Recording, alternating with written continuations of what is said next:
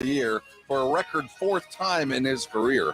Wemby did finish second in the voting ahead of Bam Adebayo. In the NBA playoffs, the Celtics rolled in Game 1, took down the Cleveland Cavaliers 120-95. The game looked easy. The Thunder closed out Dallas Lake, took it easy 117-95. Tonight, the rematch, Pacers, Knicks, and referees. Tip-off for Madison Square Garden set for 7, televised on TNT. In Major League Baseball, the Rangers crushed the A's 15-8 yesterday, a series they'll continue today at 2:37. I'm Rob Thompson for 94.1 San Antonio Sports Star. From the studios of San Antonio Sports Star, reaching more sports fans than any station in South Texas. Welcome to the Morning Huddle with AJ Hoffman and Rob Thompson. This is 94.1 San Antonio Sports Star. Good morning, San Antonio, Texas. This is the Morning Huddle. Is it still the brand new Morning Huddle, or are we just the regular Morning Huddle brand now? New. It's not a year. Yeah, it's the brand new Morning Huddle here on 94.1. I'm AJ Hoffman. He is Rob Thompson. And I am on the screen. Are you on the screen? There we go. So here's what happened. Just to pull the curtain back on the streaming that we do. Rob is he's a generous guy, and he said, you know what I'm going to do? I'm going to set up your video and forget about my own, and then if there's time before the show, I'll turn on my own video. And that's what he did. I'm the guy that jumps on the hand grenade. You know, I'm here to help. What a guy. Yeah, grease the skids, as it were. I appreciate it. I owe you for the coffee. You know what? Let's talk. Did you guys enjoy the coffee? What was? Give me a thumbs up. How was it? I'm empty, so I think proof positive right there. I know it. Listen, this is proof that advertising works, because the last couple days I've driven in, we're getting limp here. I got to figure this. I'll figure this out. Use those words with a smile on your face. Well, listen. If this, we're sagging. That's what I'm saying. Yeah. Sorry, we gotta tighten up. But this is proof that advertising works, and I say radio guy in the radio business, and I want you guys to. We need advertising, obviously. That's what keeps the show on the air. Thank you. But I saw a billboard every day. I came in. I see a billboard for the new Whataburger iced coffee. Yeah, not too many companies that's new. What it's new. Yeah, what took you so long? Yeah, like new and improved, but it is good. I think it is kind of. I don't know what they've had before, but now it is. It's supposedly improved. But they have 3 flavors. They have vanilla, caramel, or caramel, depending on where you're from, I suppose. I'm a caramel guy, and mocha. Sometimes mocha's a little too intense for me. So I stopped in this morning. What does that mean? Mocha's like a chocolate flavor. What does that mean, intense? Like it's an overpowering flavor. Okay. Like it kills the coffee. I just felt like okay, yeah, all right, gotcha. I know what I got. So I said I'm gonna go in. I'm gonna grab some coffee for the crew this morning, and I stopped in at Whataburger. And first of all, God, I don't know that I can. I don't know. My wife is like kicking around the idea of, when they get down here, maybe buying a house in New Braunfels and me commuting in. And she's like, it won't be that bad. You're going to be driving in at, you're on the right side of town to do that. 4 a.m. My God, this construction is. Well, that's never stopping. So, I mean, and you would think at 4 a.m. it wouldn't affect you, but it does. Like it's down to 1 lane. Mm-hmm. Anytime you're a major highway is down to 1 lane, it's going to affect you. But I stop off at the Whataburger. And I got some of this coffee. Now, I understand Whataburger's not McDonald's. It's not. I mean, Whataburger's an upgraded fast food experience. Target in the world of in a world full of Walmarts, it's the Target. I always say like Rudy's Barbecue is the Whataburger of barbecue. Well said. It's fast food, so it's not like craft barbecue, but it's it's good, for what it is. Yeah, it ain't great. So I stop at Whataburger, and the nice thing is there's no one in line. So that helps. I order 4 coffees, and they've got the you can get sweet cream in them. I think that's what sets that's the new and improved is the sweet cream. I get 4 coffees, 2 medium and 2 large, because I didn't know if Edwin even drank coffee. And Vic told me yesterday he's got some dietary issues, so he doesn't drink sugar. And I was like, this is gonna have sugar in it. So I got mediums just in case they said no. I was gonna drink the leftover coffee, like, because I'll drink. There's not like a limit of how much coffee or caffeine I can intake. That would have been a fair amount, bro. You'd have been vibrating if you'd inhaled all that. I mean, sometimes I'll drink 2 or 3 energy drinks a day, so it's not gonna stop me. I can tell you that. It won't stop my heart. My heart's this is a sturdy one, Bubba. But so 2 mediums, 2 larges, $24 and change. The good stuff. You can get the large iced coffee at McDonald's for $1. Yeah, but it's McDonald's. Right. This is Whataburger, man. This is authentic corporate Chicago Texan coffee. Are we out on Whataburger now? No, it's still better than In-N-Out. I mean, no matter what we talk about. But Whataburger's like our weird cousin that you're like, what happened to him?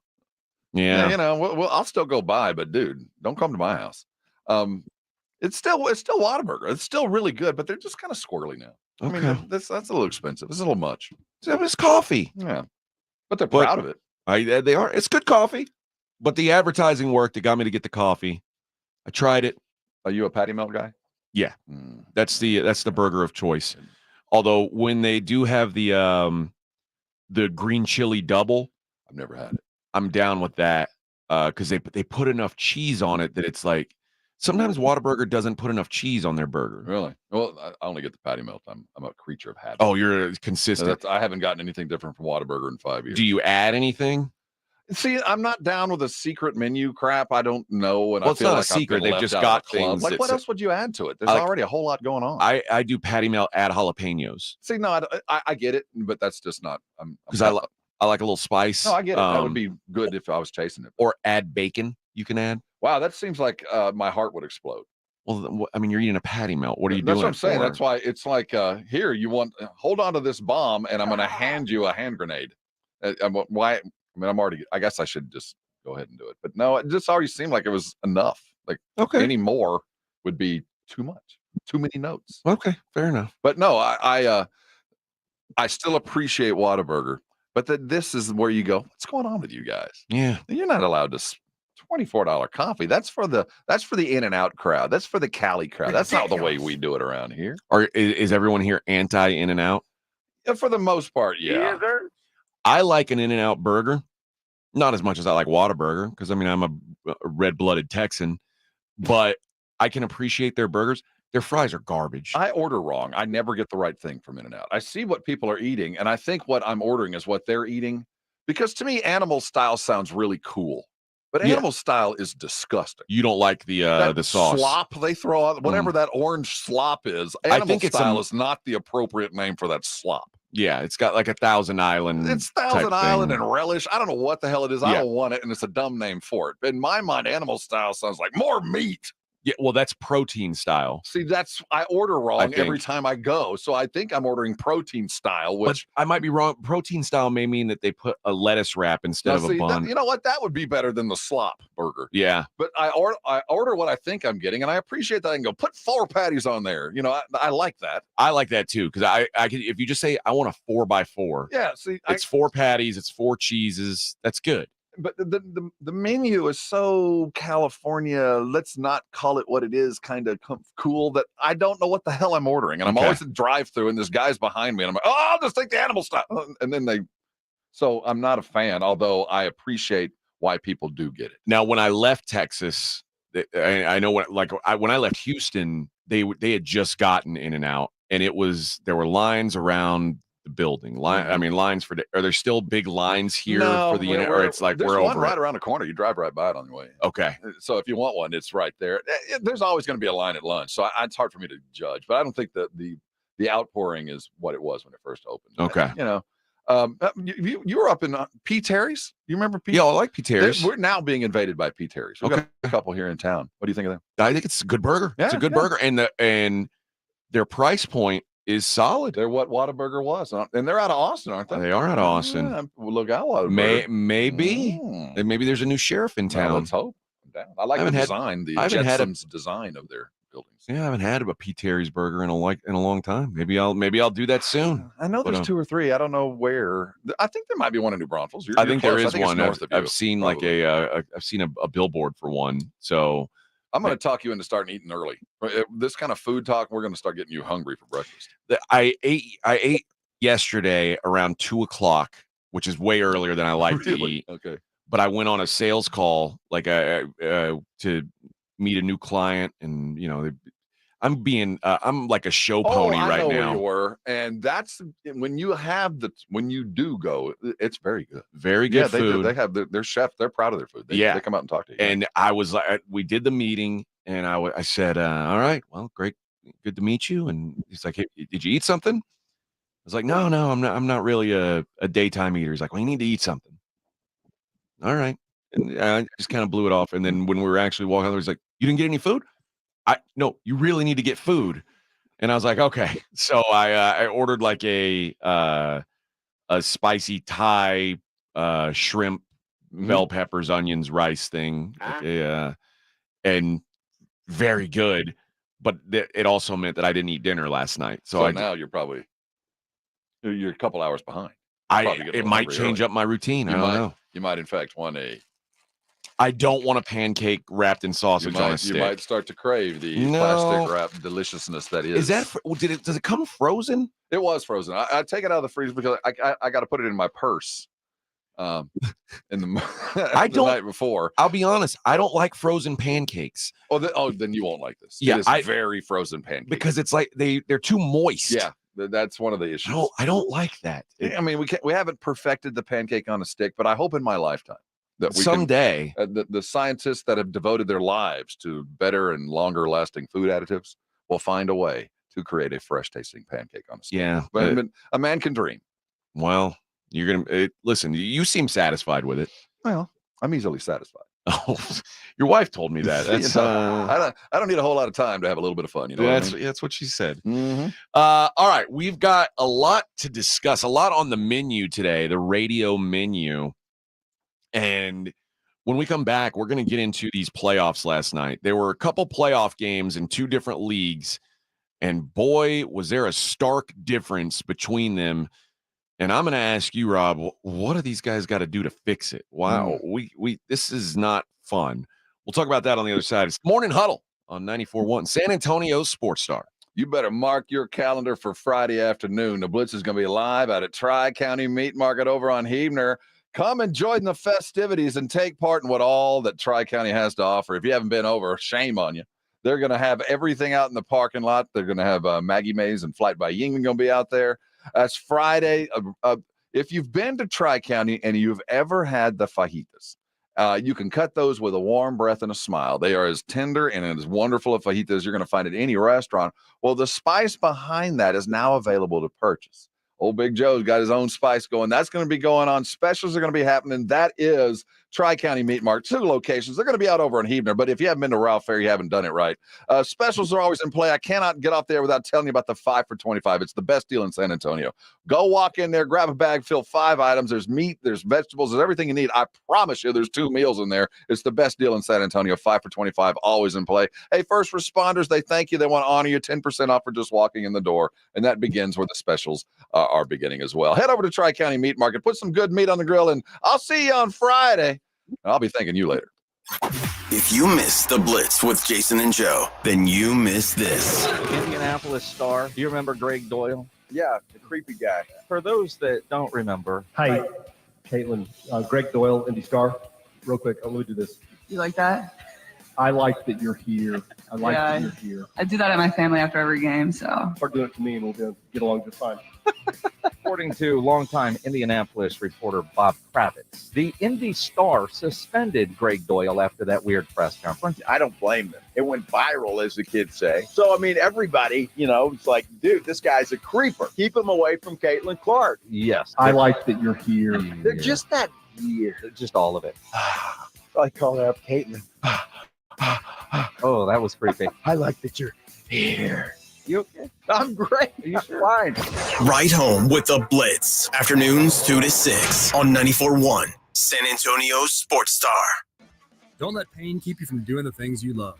I'm Dr. Jason Garrett from Arasti. At Arasti, we fix pain fast. Whether you've been living with chronic and nagging pain for years, or if you've recently experienced an injury, our goal is to get you out of pain as quickly as possible. Arasti is completely natural and non-invasive. Plus, Arasti accepts most insurance plans. There's a location near you. Visit Arasti.com. That's AIRROSTI.com. Arasti, we fix pain fast. Texting privacy policy and terms and conditions posted at textplan.us. Texting enrolls for recurring automated text marketing messages. Message and data rates may apply. Replace stopped, opt out. Guys, let's get real about your hair loss. How long have you been wearing a hat, hiding thinning hair, or a rapidly growing bald spot? Just stop it. You're not a 12-year-old little leaguer. You're a grown man. It's time to take it permanently with Bosley. You heard that right. Bosley, America's #1 hair restoration experts, can give you your real hair back permanently. And right now, Bosley is giving away an absolutely free information kit and a free gift card to everyone that texts MORE to 200-300. Plus, text right now and get a link to this month's incredible deals. Join the millions of people who come to Bosley and see just how awesome your hair could look. Text MORE to 200-300 for your absolutely free information kit and a free $250 gift card off, plus a special link to incredible deals. Text MORE to 200-300 now. Text MORE to 200-300. Hey, it's Rob Thompson here for my favorite game app. It is Prize Picks, America's #1 fantasy sports app. Heck, I'm just one of 3 million active users. They're the easiest to play. They're the most exciting way to play your daily fantasy sports. And it's unlike other apps. On Prize Picks, it's just you against the numbers. You're a fantasy player. You know when it's more. You know when it's less. Up to 100 times your money according to how you play it. $1,000 on basketball, hockey, and college basketball entries. Today is the time to play. You can turn $10 into big money quick. The biggest moments in professional basketball are happening right now, and it's no fun unless you're playing. Go to Prize Picks right now and remember the code ALAMO for your first deposit match of up to $100. That's the code ALAMO. Prize Picks. Fantasy, you're playing already. Go win. Download the Prize Picks app. Use the code ALAMO, and up to $100 deposit match is coming. Prize Picks. Pick more. Pick less. It's that easy. It's the Morning Huddle with AJ Hoffman and Rob Thompson. Hey now, 6:18 on the Morning Huddle, 94.1 San Antonio's Sports Star. AJ Hoffman, Rob Thompson, along for your morning drive. And I don't know how late you stayed up last night, Mr. Thompson. But if you stayed up hoping that you were going to get some competitive National Basketball Association games, boy, were you mistaken. We've had one competitive game in the second round so far, right? Yeah. It was that Knicks-Pacers game that was botched by officials, because last night we had 2 basketball matches, and we had a 120-95 win for the Boston Celtics over the Cleveland Cavs. We were talking about yesterday when we said the Today's Lines segment, we were talking about, boy, 12 points feels like a lot. Yeah. But we also said if the Cavs get down like they did to Orlando, they ain't coming back. I think it was 23-23. I think it was it was tied early. And then things started rolling downhill, and they did not stop rolling downhill for the Cavs. Celtics get a blowout win in game 1. And I also said, this Thunder team, I normally want to back the dog in game 1, but I like this Thunder team. I thought that number was a little short. I think the Thunder are being a little disrespected. I didn't know they were being that disrespected. I didn't know they were going to win by 22 points, 117-95 winners, the Thunder over the Magic. And this was another game that was close for about a quarter, and Thunder said, "Nah, we're gonna take your candy, friends," and they did. When you compare that down the dial a little, and I'm like I said, yeah, I think I said this Monday or Tuesday. I'm not a hockey fan. I'm a Knights fan. I like watching one team play. And now that they're out, I'm not like invested in the hockey. But I'm also, if there's an overtime in a playoff hockey game, I'm going to watch it. And I watched 3 overtimes in 2 games yesterday. The Rangers Hurricanes game went to double OT. The Avalanche Stars game went to OT after the Stars blew a 3-0 lead, and they end up losing in overtime 4-3. But I was invested. I'm way more of an NBA fan, an NBA casual than an NHL casual. But I was watching the hockey games last night because they were good games. What's happened? Why are there these blowouts? You're not gonna leave the NBA to go watch NHL. I did last night. You did last night, but and it's not a permanent thing. And like you said, but I think the problem, especially, it's a regional thing, and I do think that it is an issue with the NBA in the Northeast. They're losing share because there's people that understand them both. But passing fan ain't going from the NBA to NHL. They're going from the NBA to what's on Netflix. They're going. You know what I mean? I don't think I get it, but they're going losing. Away. But this is also the nature of the tournament. I mean, this is what tournament play looks like. And I do think that we got a little bit of a breather. But what we dealt with was a couple of opening jabs. You know, you talked about, flipping back and forth. I told you the other night, watching boxing and UFC side by side is the worst thing you can do. Yeah. It really is. Well, playoff and, overtime hockey versus second quarter, first round NBA action is not going to be quite the same either side by side. I think that the Boston is a juggernaut that ain't slowing down. That Cleveland series, I think Cleveland walked on the court and realized real quick, we got problems. Yeah. There's still plenty of time left for the other series. I'm not, it's going to be, I think the T-Wolves I don't know how the Nuggets come back, but it's not going to be a sweep. There's going to be a couple of threads. So they're going to bring us back. But I also look at it kind of like this. I'll take a breather now. For a well-rested 4-team conference final. If you're telling me that this is a warm-up bout, if you're telling me a week off, but if I get well-rested and healthy conference finals and competitive championship, I'll take a week. You can give me that. But if we kind of slub our way through like we did last year's NCAA tournament by the time we get to the championship game, I don't give a crap. We're might have to start looking at like pool play or something. I don't know what the answer is going to be, but don't lose me in May. So here's the question then, and I think I don't know how big of an NBA fan are you outside of the Spurs? I watch NBA. I'm not a passing basketball fan. Okay. I'm a fan. Yeah. Are you going to be excited if it's Thunder Timberwolves in the Western Conference Finals? I am. Good. There's a plot. Yeah, I am too. And I want rested and ready and competitive and, arrogant confidence going into them. I want people feeling good. I do think there are people who are hoping the Nuggets win because they want something that they know. They want a known commodity in the NBA Finals. And I think the Celtics, who look like the Celtics, are on the trajectory to be there regardless. And imagine, I think the worst case scenario for the NBA is like the Thunder versus the Pacers or something like that. Oh my God, that'd be a nightmare. But I do think that after these playoffs are over, there's a good chance that people look at the Thunder or the Timberwolves in a different light. And Timberwolves have already achieved it. They're already there.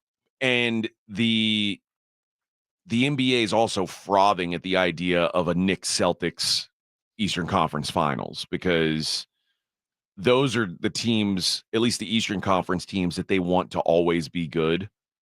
And the Knicks rarely are. So it's like, then now this is exciting. They're hoping this can be like, if the NBA could get Knicks Celtics in the Eastern Conference Finals for 5 years in a row, they would sign up for it today. Do you feel bad? I shouldn't, but I feel sorry for the Pacers. They are.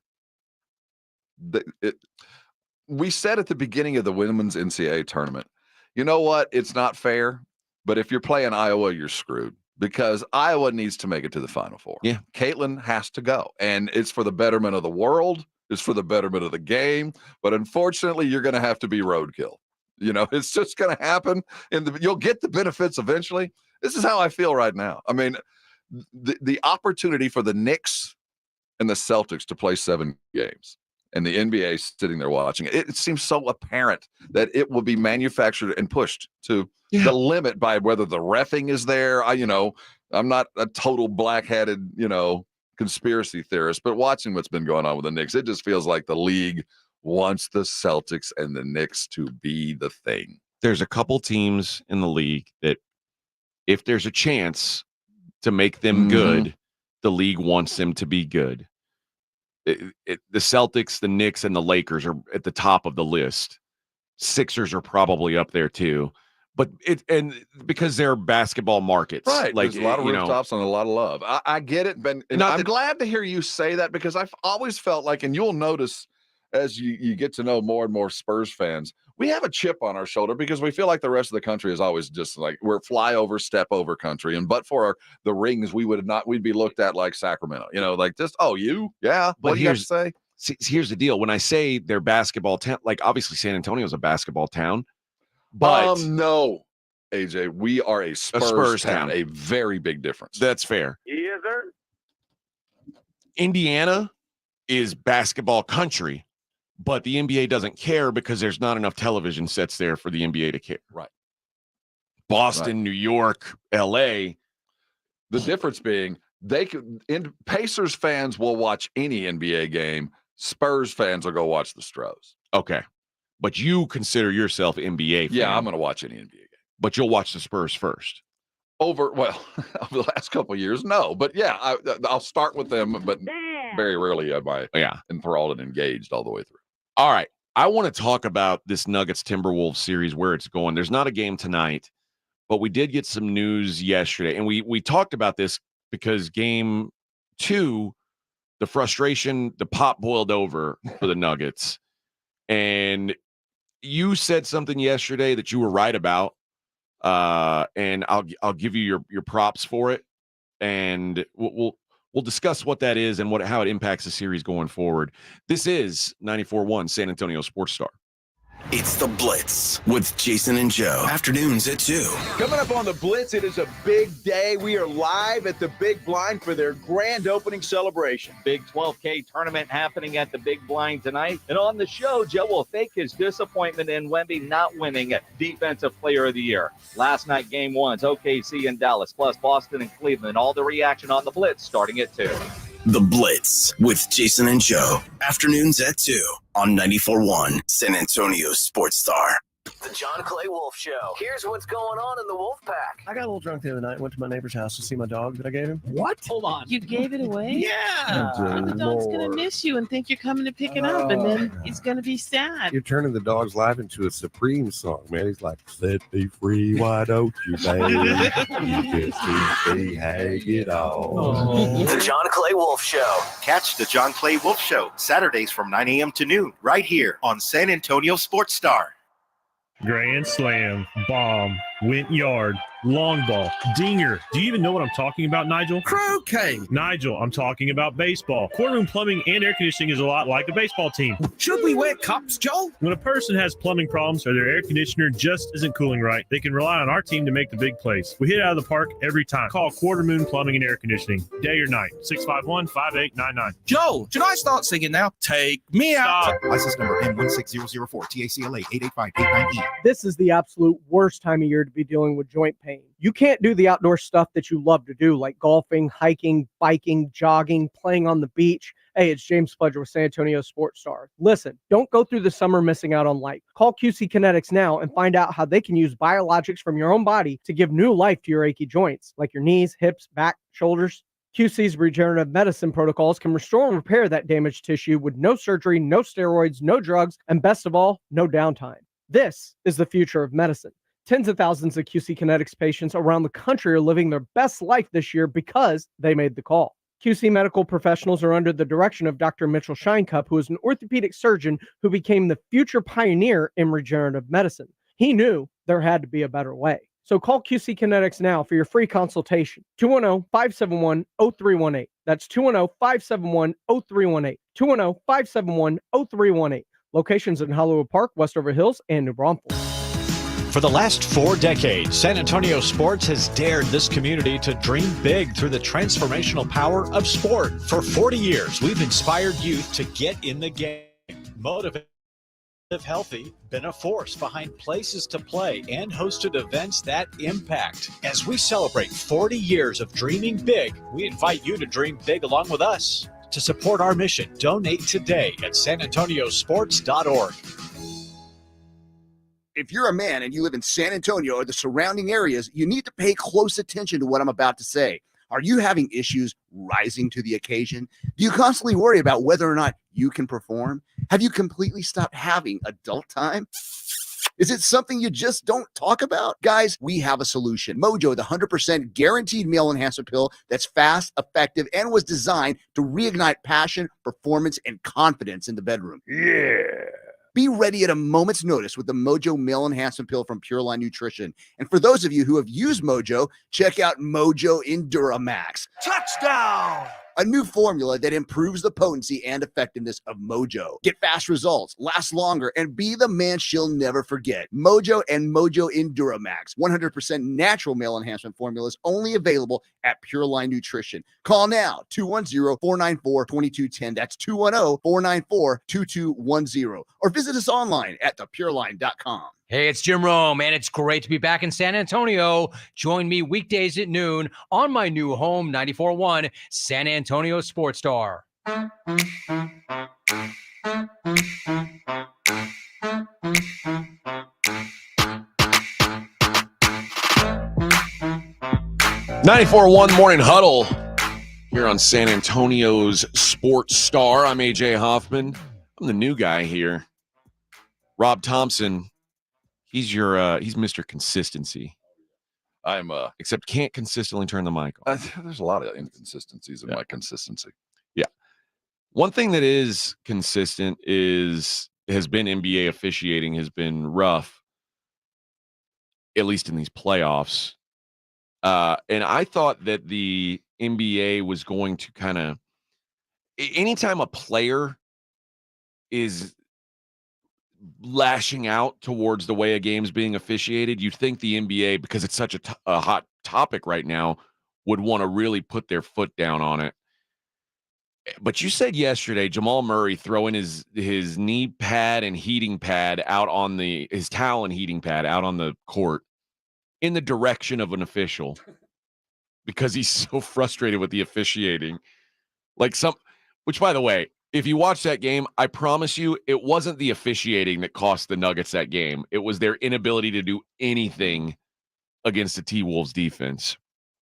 But he throws basically equipment onto the court while the game's happening. He's not teched up. He's not ejected. He's not any of that. And you said yesterday, well, he won't be suspended. It's the playoffs. And also consider it's the playoffs. He's on if you said who's the team in the Western Conference that they'd most like to have in the finals, it's the defending champions, especially now that, the Lakers are out, the Warriors are out, the Suns are out. They're running out of proven stars to put in this thing. But Jamal Murray fined $100K. Of course, the Timberwolves coach is like, it was dangerous. He's putting players in danger. The official that he apparently threw it, they don't want to say threw it in the direction we of. Can't say at, or then you'd have to suspend him. But he threw it in the direction of, said, I didn't even notice. I didn't see it. So Jamal Murray not suspended, but I'm telling you this, and I think you agree with me. The idea that he's gotten this deep into a hole about what's happening, officiating, frustration, this does not bode well for him turning his series around. He couldn't have been worse in game 2. And I don't know that this boiling over is going to go well for him. I think that if the Nuggets are going to make this a series, it's Jokic is going to put them on his back and make something happen. I don't know that you know what I say now, I don't believe they're going to win the series. No, they're not. Well, I'm not going to go that far, but I can tell you it will go at least 6. NBA, the home team has gone down to I don't know how many times. They've come back from it 5 to win. Like it's a rare thing. And I don't think that I would guess most of the times that team came back and won the series, they didn't get absolutely curb stomped in the first 2 games like the Nuggets did. But I just think the Nuggets are imploding. Well, they had the arrogance to think that the referees would do for them what they chose not to do, and then they got mad about it. They had the arrogance to think we're the world champions and you're letting them do this to us. That's the way they acted. And you could tell from their head coach down, and they followed their coach's cue. He lost his control and he everybody wanted else to get followed. kicked out so bad. So once you accept the fact that you guys are good enough to do this without the help of the other 3 dudes, and to cry about it and do what you did was a humiliating event. This was a one-off for Luka. Now, whether this was a one-off for the rest of the team is yet to be seen. Luka ain't going to give you 16 or whatever he did again. This is the MVP. So I refuse to we're going to regress or progress back to the mean. He will come back to being the greatest basketball player in the world and all that brings with him. Now, whether he's able to carry the baby that Jamal seemed to be, and whether he can find a way for some of the others to get active, that's going to be different, and that's going to be incumbent on Minnesota. And on the other side of this, Minnesota's going to have to find some answers. They're going to have to shoot the ball. They got a lot of layups and a lot of easy turnovers that gave them about a 10-point buffer to play with all game long. You lose 1 or 2 of those, and you start pinching off a couple of jump shots, then Denver becomes Denver again. And once they become that is the world championship team. I'm not going to say it's over, but the way that they're going to get through it is to overcome what is the threat of this playoffs. They're going to have to overcome reffing, and they're going to have to get above the arrogance to say you're going to have to help us. You're going to have to go in with the mentality it's 5-on-8, and you're going to have to take it from what the referees and take it out of their hands. I think this is it's maybe a Denver culture thing because very much. Like when I was making that drive from Vegas to El Paso, day 1 of my move down here, I listened to Lakers Nuggets game 5, and their radio broadcast. All the discussion was about the officials are against us. And this is a game they won, mind you, a game they won. They're like the free throw discrepancy. Every play be like, we got to win by 20 to win by 1. It's 8-on-5 out there. We got to win by 20 to win by 1. Imagine if the free throw rate was the same. And it's like, dude, first of all, you got a big man who's taking a bunch of jumpers. Like, do you expect to get all of that? It's the arrogance. Hey, we're the world champs. You can't do that to us. You got guys who are driving to the basket. Yeah, they get foul calls. You drive to the basket, you get foul calls. If your big man goes outside and shoot threes, you don't get foul calls. You don't. But there's benefits to the play. Obviously, you won a title with it, but you don't play a style of basketball that should lead to a lot of free throw attempts. But the officiating, blaming officiating for Jokic, maybe more than anybody in the NBA now, gets away with like this push off in the paint. Like, well, all the Euros, Luka's just as bad. You're right. Giannis, all 3 of them, they foul consistently and bitch nonstop when it happens to them. That's just the modus. It's very odd, But yeah, it feels like the Nuggets are hoping that somebody bails them out. And the truth is, it ain't coming. If you didn't get bailed out in Denver, you think you're going to get bailed out on the road? And here's the problem. The surly joker that would just go home and tend to his horses in a parade. Parade? Ant-Man would like to lead the parade. Yeah. Anthony Edwards will be the first one to go there and will lead it. And the NBA would much prefer that than a dude that's going to run off to the Ural Mountains or wherever the hell he's headed. Yeah. Listen, Jokic is like, if the NBA could create a star player, I promise you it wouldn't have been Jokic. Like, if you could say who's going to win 2 MVPs in the last 3 years, I promise you if they were building them in a lab, it would look nothing like Nikola Jokic. For a middle-aged portly dude, I'm all down. I mean, for a middle-aged dude that looks a little bit like like his build, I get it. His game's awesome. I love watching him play. But as far as like, if you're saying this is going to be the face of our league, they don't want It that. should be. I mean, they told me that Steph Curry brought the little man back to the league. What about the fat guy? Can't we have a fat guy model? Oh, well, it's funny. You remember in the NCAA tournament when NC State was making a run? Burns. Oh, this is fun. But I don't think they like fat guys who shoot. I think they want fat guys who are going to get in and like bang their bodies around. You're allowed to be a fat punter and a fat field goal kicker. You're allowed to be a fat dude there. That we appreciate fat kickers, but you're not allowed to be a fat basketball player. But it's funny because like probably the top two guys in MVP voting this year are going to be kind of portly Euros. I'm down. I like a guy who appreciates a good wine after a game. Although you can tell Luka kind of he took it personally that people were calling him a fatso last year, and he came into and I think it's now it's wearing on him. He's all wore out. You see it in his play this year, though. He's been much better because he didn't have to play himself into shape for once. But yeah, he'd prefer if he could just be a fat guy, like if it was okay. I get it, especially if you can sustain just the enough skill set, because you don't have to be all that athletic. You just gotta be relatively focused and not just on the cheeseburger and the beer after the game. Well, I mean, it's the problem is when you see those guys, you're like, this can't be real, right? So it takes a lot to prove it. And it literally took Jokic winning an MVP and a title for me to go, okay, I guess he is actually this good. Because like let's face it, the first couple years of Jokic, he wasn't good. He was nothing like what he is now. Certainly, it was like, okay, he's a player, but he's not a guy. He's not a guy who can lead a team. That kind of came out of the blue.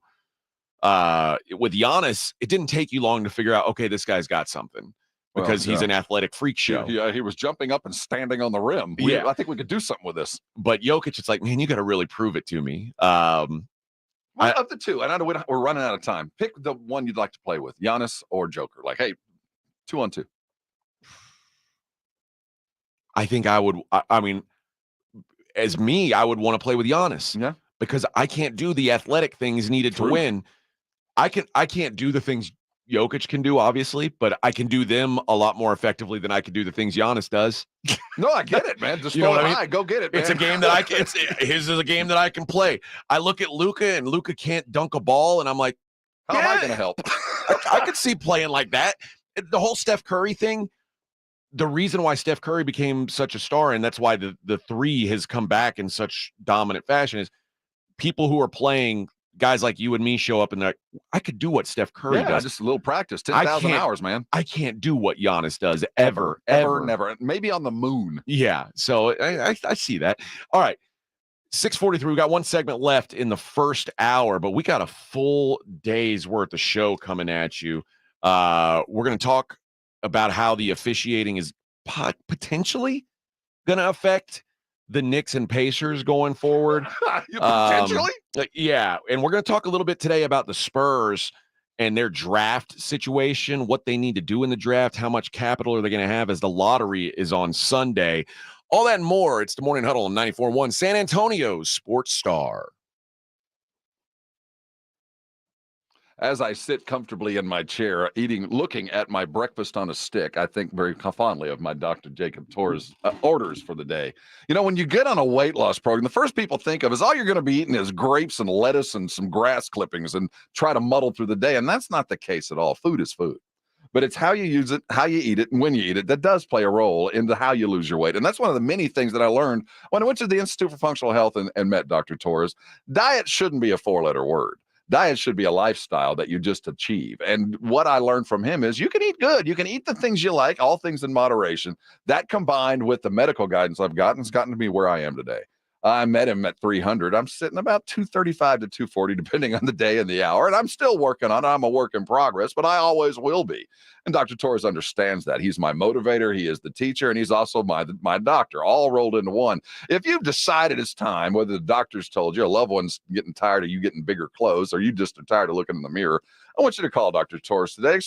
Let him explain to you why he's been so successful with people like us. A lot of us that have failed, never really thought we'd ever diet again. He's changed our mind and changed our lives. Here's the number you need. It's 468-1891. His website is iffhealth.com. Go there, do your due diligence, ask the questions, and find out why they've been so successful. Call him today. I tell you what, he convinced me that I could do it, and I'll be darned if I got it done. Me and many, many others like me. Call him today, change your life. And I know you're going to thank me later. 94.1. You want another way to add excitement to watching the NBA?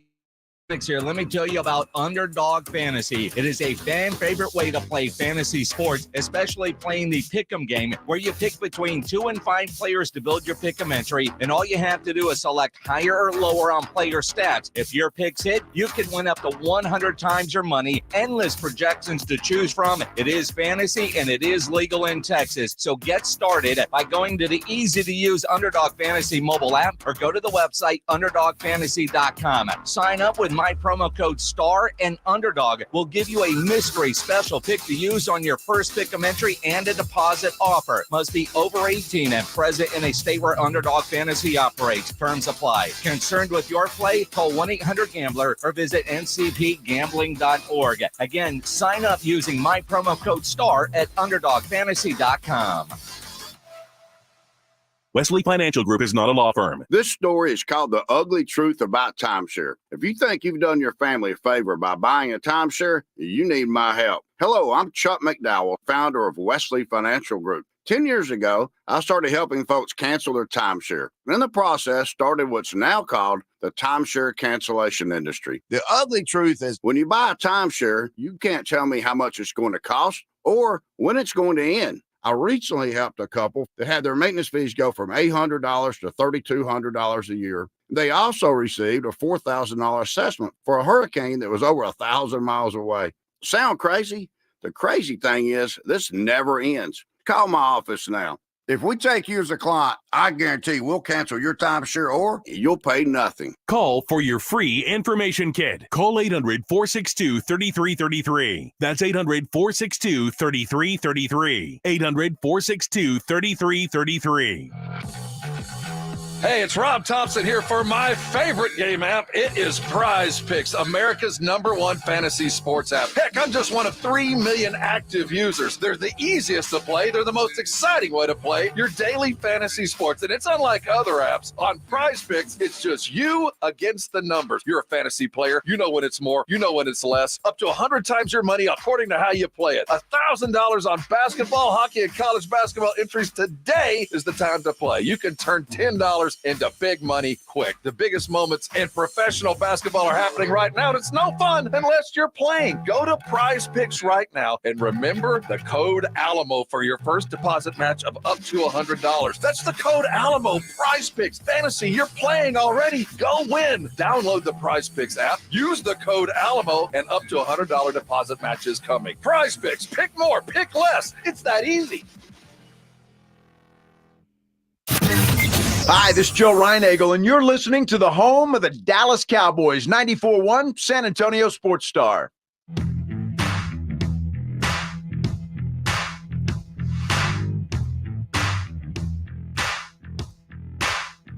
When's that song I like coming up? That 80s skateboarding song. What time is that going to be at? The Gleaming the Cube. Is that in the 8 o'clock hour? You guys remember? 8 o'clock? Yeah. We'll hear that later. I know it's not a long bed, but we're going to jam out a little later on. Elevator music, the best you can get. We're changing it. We're going to figure out some jams on this show. Oh, I was going to just cut my own tracks. Okay. I've been playing with my Casio. I've got a few tunes I want to try out. You have a synthesizer? I've synthesized. I've got a beatbox, a looper. I've got a looper. All right. Oh, is the looper the same as a rotator? I don't know. I just made that. I learned word about up. that yesterday, the rotator. We can't play it again. It's a rotator.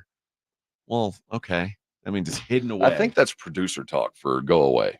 I'm going to use some technical jargon. The Nardinal's stuck in the scroggin, and I can't get it done. So that's what the engineers will say. Yeah. Like, I've been asking for a bunch of stuff since I got here, and they're like, well, we can't do that because of this word you've never heard. Because there's this thing, and that thing causes that. And I'd like to get into it, but it's way above your head. Yeah, you wouldn't understand it. And I just say, okay, all right. That's what you say. You're the boss. I want to talk in the next hour, Rob, about the Spurs and what their draft capital. It seems they've got a lot of capital. I've heard a lot since I've been here that the Spurs are trying to be Thunder 2.0, which is, man, you got to be lucky to be what the Thunder are. And I'm not saying that as like to say that the Spurs can't do it. They've already got a piece that is. They've got the piece. They've got the piece. They've got the SGA. So I know like the people will say, well, the Thunder kind of lucked into SGA because Paul George wanted out. Okay, well, it's not going to be exactly that way, but they found their dude. They found the centerpiece. And because I mean, the Thunder had they got Chet Holmgren as a top pick, but I don't think Chet Holmgren is going to be the centerpiece of what the Thunder do. So now the Spurs are going to be able to use this draft capital to find the second piece to go with Wemby. The question is, does the second piece come through the draft? Does it come as I think the best way to do it is to find something that's widely available right now, and that's eliminated disgruntled veteran. They're coming. There are 8 teams left, which means you got a whole 20-something teams to choose from of disgruntled eliminated vet. And some of those guys are going to be like, either I want a new coach or I want out. I want a new contract or I want out. And you should take some of this draft capital you have and go poke at those teams and say, hey, you got a disgruntled vet, huh? Well, we got some young guys that you're going to have team control over. That sounds awesome, right? And maybe there's something to work out. Yeah. Or do you want to do the way the Thunder are doing, where, man, everybody on the Thunders, it feels like they're all in that 21 to 25 age range. They're all growing up together. And it seems like there's something to that from a chemistry standpoint. Like, it seems like they're all buddies. They're all they're all growing and learning together. I love putting all of my future on the friendship and camaraderie of a bunch of 20-year-old millionaires. But I get that aspect of it. But you also see they're tasting success for the first time together. Yeah, that's terrifying if I'm the general manager. I guess so. But and I guess how this season ends up will tell you a lot of what a if star it's gonna wants, what a star it's what a pro wants, what a girl wants, and what a tall guy needs, and where's my gold leather, and how we gonna play. Let's just have some fun. Listen, let's get a title. Now you're judging the C-3PO costume that Shea Gilgeous wore yesterday or 2 days ago, I guess. If Wemby shows up in a C-3PO costume, that's different, AJ. Okay. So you're hating on something that's not yours right now. No, kind of. I will say this. I can't wait to talk about it. There's no better term in all of sports than draft capital. Because anybody who's ever played with their money, capital is a vague, nebulous thing. Capital means absolutely nothing until you are liquid. Capital means absolutely nothing to me until I have some kind of tangible benefit from capital. Right now, the Spurs own a bunch of air. Could be valuable air, or it could be a fart. I don't know yet. What you're describing is the way I always talk about Major League Baseball prospects. Yes. And at the trade deadline, there's teams who are like, ooh, we don't want to give up X AAA superstar. In 5 years. What if he's this? And it's like, dude, you got a chance to win a title. You trade. This is an unknown commodity that you're able to trade right now for a known commodity. And you're like, well, but what if he turns into Kyle Tucker or whatever? Oh, you seen my balance sheet? I got a lot of capital. The rare, like, it's such a gamble that those guys are ever going to be good. And that's the same with NBA, especially NBA draft cap. I mean, I think the NBA has probably the lowest hit rate by far. Like, if you say, okay, what's the hit rate with a top 5 draft pick? It's probably pretty solid. I'd say like 70%. I think in the top 5, but then the precipitous drop off. Oh, I mean, if you're drafting 8 in the NFL, if you're drafting 8, you're like, I'm in good shape. The NBA, woof. We'll talk about what the Spurs can do, will do, should do with their draft capital coming up in the next hour. It is the Morning Huddle on 94.1 San Antonio Sports Star.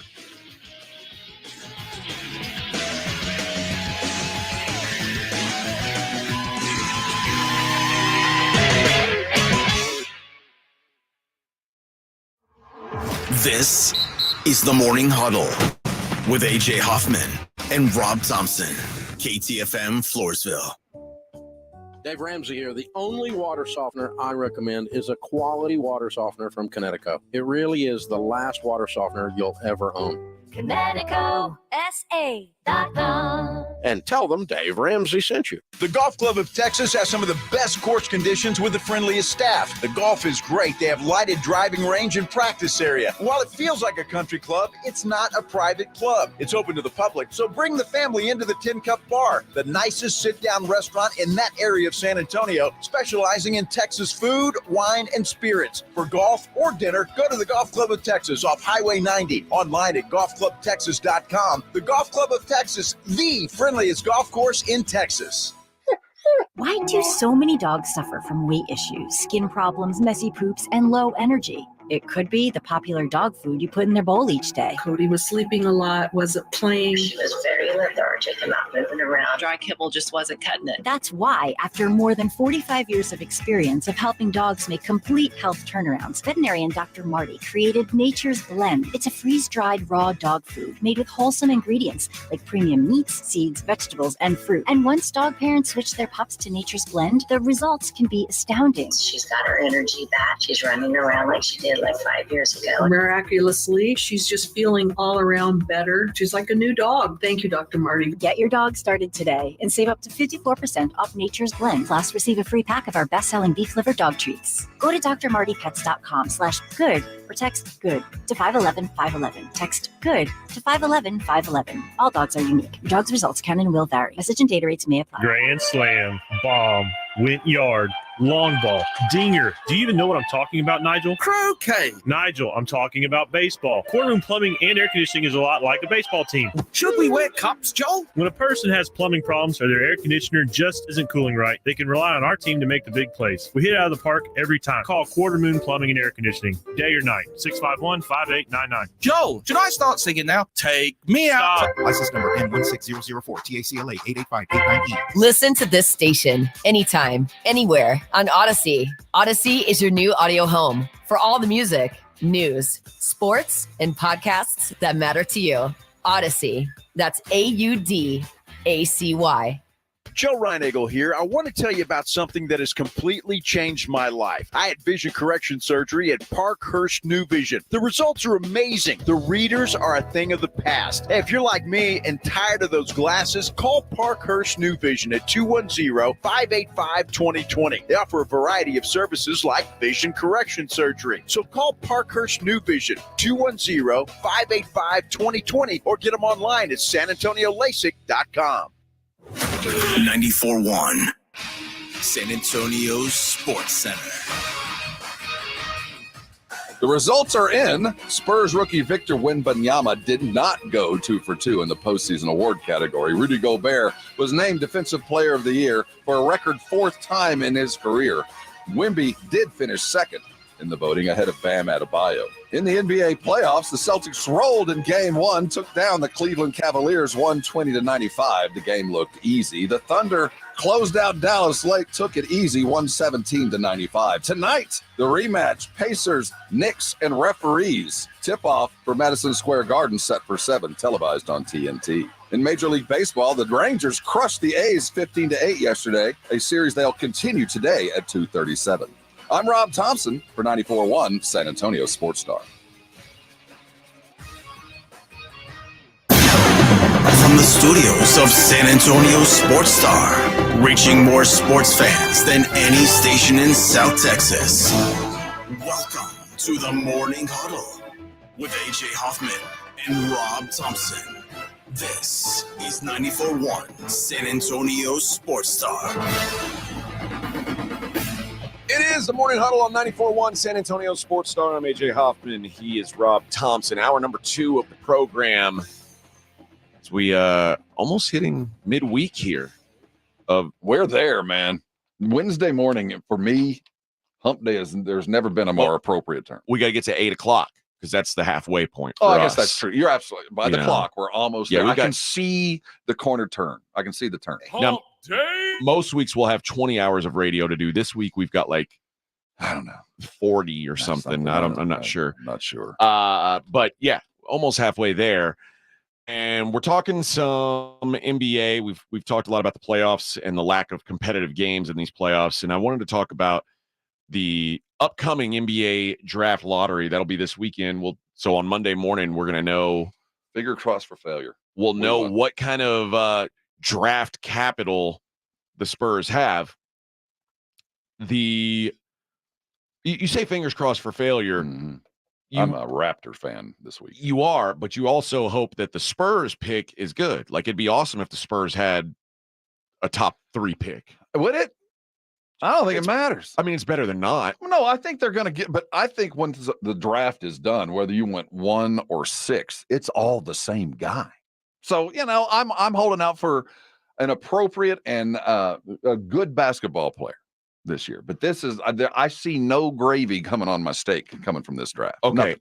I want to ask you, what type of player, if you in a dream world, would you pair with Wemby, right? Because as somebody on the chat said, have you seen Devin Vassell play? He's the clear number 2. I think right now, you're right. Mm-hmm. He is the clear number 2 on a 22-win basketball team. I think that on a team that's eventually hoping to have this Wemby explosion where they're eventually back in title contention, Devin Vassell needs to be your 3rd or 4th best player. And at best. Like, I'm not saying that they need to throw him out with the trash or be looking to replace him somehow, but if we consider, like, is he in the, I guess the truth is Wemby, that if you had your druthers, he would be a 3/4, right? Well, okay, that's where we need to begin this conversation. Is how are we going to pair him with a big? Yeah, are we going to define him as a wing edge player, a guy that is a rip and run, no outlet pass, dribble, start the fast break, the recipient of the next pass it in, he gets the kick out, that guy?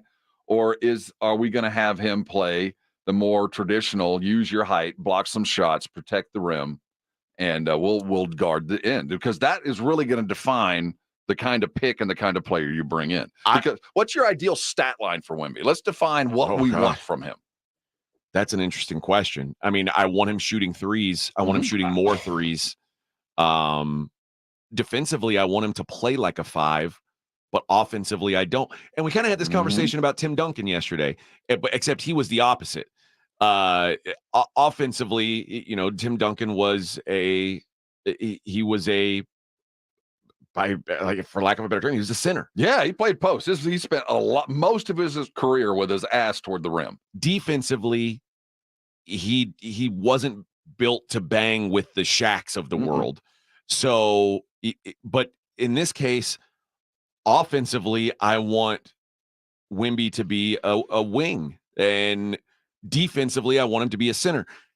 The name that I like in this draft, and the Spurs potentially have 2 picks, maybe 1. I'm hoping 1, because I don't think this is a super strong draft.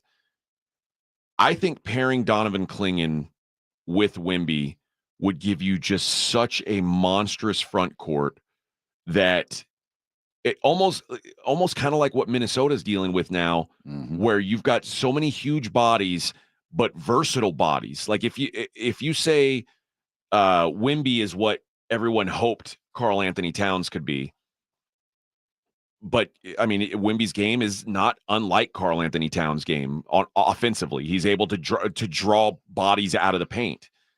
And then you have a true big, a back to the basket big to pair him with. Man, you're making things really hard on defenses. So, dude, it's so funny if you step back and watch the progression of where the NBA is going. And Minnesota right now, and Cleveland to some extent, really, and I'll also throw Orlando in there. They're the 3 teams that in the league right now that really have adopted positionless giant basketball. Like we want to roll out 2, hopefully 3 7-footers. One of them can be plodding and slow, but the other 2 are going to be rather mobile. They might not be able to shoot completely, but they can defend a 3. And we will make up for our inability to shoot by not allowing you to have any kind of breath all game long. That's what Minnesota does, man. They just clamp down on you. And Cleveland in the East and their version was doing the same thing. How do you go from that defensively with Klingon and Wemby? My God. I mean, you could create a defense where you could hold teams to 85 points. If you really decided this is what we are going to be, there would be no air on the defensive side. But I don't think the NBA wants that. I don't think most fans want that. You know, Popovich wants that. That's the problem. I don't think it's a problem, though. But what I was getting at is when I look at the progression, like the Darwin as we are evolving, what I see is on the evolving chart, Minnesota is still the Cro-Magnon kind of hunched over, and the Spurs want to be the next version, kind of standing a little bit taller. And Klingon is that dude, man.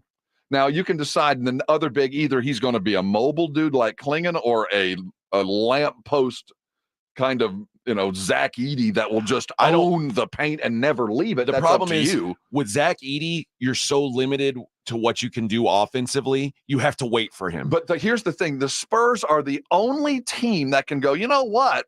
You're right, but I've already got that. Yeah. I've already got what we would be saying, what we need from him. I already got that. Now I can put 15 feet of center in the paint. There, yeah. I mean, my gosh. And this draft is such that there are going to be, I keep forgetting his name, Jeff Goldblum or whatever, the NBA writer said, Goodman. Two GMs are going to lose their job over this draft, and it won't be their fault. Because there's just, it's a bunch of average to good dudes, and there's no stars here.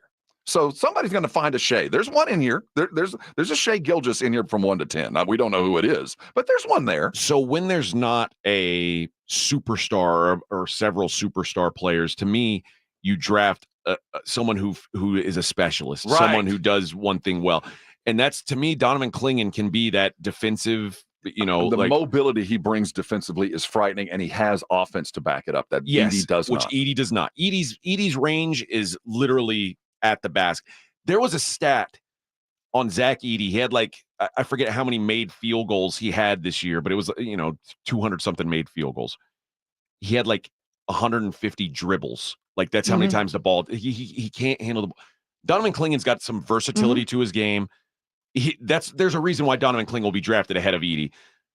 If you don't want to go that route, the guys that interest me are shooters. And there's 2, I think, in this draft that jump off the page to me that will be around where the Spurs pick. One is Dalton Connect from Tennessee. The thing that makes me not in love with him is he's 23 years old. He was a senior, but man, he is offense, and he's an off-ball scorer. He's got what they call motor, where he's not going to. We were talking about it with Luka. When Luka doesn't have the ball in his hands, what does Luka do? He stands out there by the line and puts his hand up and waits for the ball to come to him. And sometimes it does, sometimes it doesn't, but he doesn't do anything. Dalton Connect's going to move around. He's going to create things for your offense. The other guy, and Reed Shepherd from Kentucky is not. He's not the versatile player that Dalton Connect is. He doesn't have a lot of ways to score. But you talk about a guy who can shoot the freaking ball. He led college basketball in 3-point percentage this year. He was from outside the line, instant offense. You take a guy who shot 52% from 3 as a freshman in college at Kentucky. That guy's going to figure it out. And he might be a JJ Redick. And JJ Redick was never the second or third best player on a championship team, but he's the kind of guy who can fill a role almost like a Mike Miller, like a guy who you've got one job. You're going to be a key part of what we do down the road. Just do your one job well. And there's value in a draft where there's not a bunch of proven commodities. That's something that you could look at. What do you think about his running mate Dillingham? I like him too. You know, I think Shepard's the better of those two. Well, I think Shepard's by better far. at one thing. Right. He's a better shooter. Dillingham's a bucket. Shepard's a shooter. And both of them have their place in the league. And I think Dillingham probably a little bit higher ceiling as far as NBA ability. Overall but then it goes player. back to what do the Spurs need, especially if they're getting two. Yep. And I think that they're going to end up probably in the mid 8, 9, 6, 7, 8, 9 and get a couple right back to back. I was a big fan of Shepard, and I'm a huge fan of Connect. And if either one of those lands with the Spurs, high fives. But I'm also I like the crucible of the tournament. I like the idea of what are you going to do when everybody's watching. And I love watching the SEC tournament. Connect was a champion in the SEC tournament. Yeah. And when things got rough in the NCAA tournament, Connect was a champion. Now his team wasn't. He didn't have enough, but it wasn't because of Connect. Right. And that separated him from Shepard. Shepard was a kid, man. He's right out of high school. Last year he was playing in his state tournament in Kentucky. This year he kind of melted a little bit in the tournament, and that was the separator for me. If I'm drafting and I have the choice between the two, I know he's 23, but so was Tim. I know, but I'm only going to have him for 8 years max anyway, so I'll have his golden years now. I would take Connect over Shepard if it was between the two. But if it's one or the other and one of them's there when the Spurs draft, I'm with you there. But we'll lose a little bit in one of the things that the Spurs desperately need is a little bit of ball handling, a little bit of control, and neither one of these guys are going to be able to do that in the league. And that would have to open the door to something that Pop would have to. That would open the door to a need for another kind of ball handling point guard. Then let me throw one more name out, and I don't know that he's more of a combo guard than anything, but as he went on, he became more of a on ball guy. And you talk about a guy who had a good tournament, Jacoby Walter from Baylor. I have a love affair with the Baylor guards. He's tough, rough, mean. I talk about that, like the Anthony Edwards got that dog in him. Mm-hmm. He's a defensive minded player. He can handle the ball. He can pull up. He can finish through contact. He's an emotional player. Like I see a lot of the things that we're seeing in Anthony Edwards right now, like the flexing on dudes after he gets the and one. I kind of like that. And and again, this was a young guy. I could get there with him. Good news for you, AJ. Brian Wright has a pretty good relationship with Scotty Drew. We took a first rounder a couple years coming out of that Baylor program. Right, so yeah. we know the pipeline, we know the dude, and he is a guy. I like what he has now. There's a weight factor for him. He won't be initially the guy that he is now. Was as a freshman. He's at Baylor, not even 200 pounds. But the dude has a flash to him that you know is going to pay off. Again, the question is, how long are you willing to wait? Well, that's the thing. Yeah. Dalton Connect is much more ready to eat than, say, a Jacoby Walter or a Reed Shepard. I still think if I had my druthers, and I think just thinking with Pop, Donovan Clingan to me is the best fit. It would be so interesting to see how they build around those two giants. Can you imagine a world where Victor doesn't even have to guard Gobert, doesn't even have to step near Chet Walker, just go send the other dude, stand in the stunt double. Doesn't that open him up? Your foul. Yes, it's the best possible world. Victor, go get buckets. And if you get that kind of world where he's got a personal protector, 30 and 15 and 10 are that's bottom level expectations if he's free to do what the NBA wants him to do. So that's my preference. If they keep the picks. On the other side, I want to talk about this. I'm going to give you some odds from sportsbetting.ag on some of those disgruntled, eliminated vets. Can we go smaller and disgruntled NBA vets that dated a Kardashian? I mean, I think you just widened the spectrum. But I want to talk about some of these guys. There's odds for what the next team is for some of these guys. For a lot of them won't go to a next team, but there's odds just in case they do. Worth discussing, I think. And you tell me if there's any of these guys that you say, because I think whatever you think, eventually they're going to need to add a veteran presence into the mix if you're going to become a title contender. So what kind of veteran would you like to pair with these guys? And what kind of value does that bring? We'll talk about that coming up. It's the Morning Huddle, 94.1 San Antonio's Sports Star. If you missed the Blitz with Jason and Joe, then you missed this. Indianapolis Star. Do you remember Greg Doyle? Yeah, the creepy guy. For those that don't remember, Hi. Caitlin, Greg Doyle, Indy Star. Real quick, I'm going to do this. You like that? I like that you're here. I like that you're here. I do that at my family after every game, so. Start doing it to me and we'll get along just fine. According to longtime Indianapolis reporter Bob Kravitz, the Indy Star suspended Greg Doyle after that weird press conference. I don't blame them. It went viral, as the kids say. So, I mean, everybody, it's like, dude, this guy's a creeper. Keep him away from Caitlin Clark. Yes. I like that you're here. They're just that weird. Just all of it. I call her up Caitlin. Oh, that was creepy. I like that you're here. You okay? I'm great. Are you fine? Right home with the Blitz. Afternoons 2 to 6 on 94.1 San Antonio Sports Star. QC Kinetics provided amazing pain relief for a former professional baseball player, and you have access to the same life-changing treatments as retired Braves pitcher Jose Alvarez. I put a lot of stress and strain and work on my right arm, but my right elbow took most of the damage with 3 surgeries. Arthritis developed, and the pain was unbearable. It wasn't just pain when I was trying to play sports. It was anytime I was moving the right elbow. It was pretty excruciating at times. That's when Jose discovered QC Kinetics and the regenerative treatments that help the body heal itself, restoring damaged tissue and providing relief with no surgery or downtime. Jose's message to the medical professionals at QC Kinetics: my elbow is feeling outstanding. Where were you 10 years ago, for crying out loud? QC Kinetics is right here. Call for your complimentary consultation. Call QC Kinetics, 210-571-0318. That's 210-571-0318. QC Kinetics, 210-571-0318.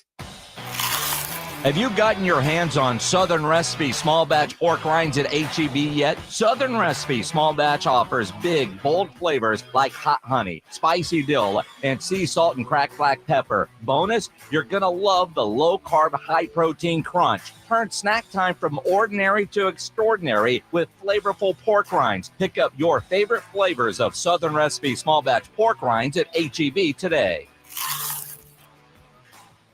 George gets justice. In life's most challenging moments, getting the right help matters most if you've been injured. Get George at George Salinas Injury Lawyers. With a track record of success and a dedication to their clients, George gets justice. George Salinas Injury Lawyers is not just a law firm. They're your support system. Get George at George Salinas Injury Lawyers today at 210-225-0909 or visit getgeorge.com. George gets justice. GetGeorge.com. Texting privacy policy and terms and conditions posted at textplan.us. Texting rules for recurring automated text marketing messages. Message and data rates may apply. Replace. Stop. Opt out. Guys, let's get real about your hair loss. How long have you been wearing a hat, hiding thinning hair, or a rapidly growing bald spot? Just stop it. You're not a 12-year-old little leaguer. You're a grown man. It's time to take action. Let the hat go and get your real hair back permanently with Bosley. You heard that right. Bosley, America's #1 hair restoration experts, can give you your real hair back permanently. And right now, Bosley is giving away an absolutely free information kit and a free gift card to everyone that texts SHOW to 200-300. Plus, text right now and get a link to this month's incredible deals. Join the millions of people who come to Bosley and see just how awesome your hair could look. Text SHOW to 200-300 for your absolutely free information kit and a free $250 gift card off, plus a special link to incredible deals. Text SHOW to 200-300 now. Text SHOW to 200-300. There's never any FOMO with the iHeartRadio app. You won't ever have to miss out on your favorite shows and contests with this radio station again. Radio 24/7, 365. We're here when you want us. Stay connected and listen anywhere when you download the free iHeartRadio app. You're listening to the Morning Huddle with AJ Hoffman and Rob Thompson. All right, we are back on the Morning Huddle, 94.1 San Antonio Sports Star. I've got a list here of all the draft capital for the San Antonio Spurs. Pretty, isn't it? That's a nice balance sheet. Boy, there is a lot. You know how bad you have to suck for this long to get this kind of stuff? So 2024, they've got a first-round pick. They've got this protected pick from the Raptors. Top 7 protected, is that correct? Yeah. Is it 7 or 6? I think it's 6. Top 6. And if it comes to 7, then we get it. What are they? So my the sheet you printed out for me didn't. It's printed out weird, like the privacy thing covered up some of the stuff. But what do they have in the second round this year? Not that second round picks really matter for anything other than trading. 2 picks. They got their own, and we got Chicago. No, 3. I think we got New Orleans too, right? Is that the? I'll look it up. I believe, yeah. 2025, they've got their first round pick, Chicago's first round pick, which is 25. top 10 protected, Atlanta's first round pick, unprotected. Then they've got Chicago and New Orleans second round picks that year, as well as their own. And then 2026, they've got the Spurs first round pick and Atlanta's first round pick. And it says the Spurs reserve the right to swap their pick with Atlanta's. What did they give Atlanta for all this stuff? We sent DeJounte. Oh, okay. Boy, that's a win. Then they've got looks like 4 second round picks in 20. I mean, second round picks are more dollar than person. You know what I mean? It's more that's more about the value of the position than it is the person that would play it. Yeah, I mean, it's second round picks. If you can bundle a couple, yeah, that's what I'm saying. It's capital, right? It's capital. I love the term. Best athletic term going. I like it, but the question becomes, what do you do with that capital? Do you draft players, or do you turn it into a proven player, a proven commodity? And sportsbetting.ag has a list of players. I think we've got like 8 of them here that are the disgruntled vets. And I'm going to give you the odds on what they've got listed for the Spurs as far as odds go to get these types of players. You tell me if there's any interest for you in these types of players. And the first one is LeBron James. And LeBron James, who anytime you hear LeBron James, it's a hot button topic, but LeBron James has respect for one coach in the NBA. Mm-hmm. LeBron James wants to win another title before he goes. He's hoping he can do it with Anthony Davis. But if you said, who's the closest thing right now to like a young Anthony Davis, I think he might be wearing silver and black, isn't he? As far as ability to shoot from outside, ability to be an elite defender, like all of it. He's got a lot of Anthony Davis in him, and LeBron pairs well with AD.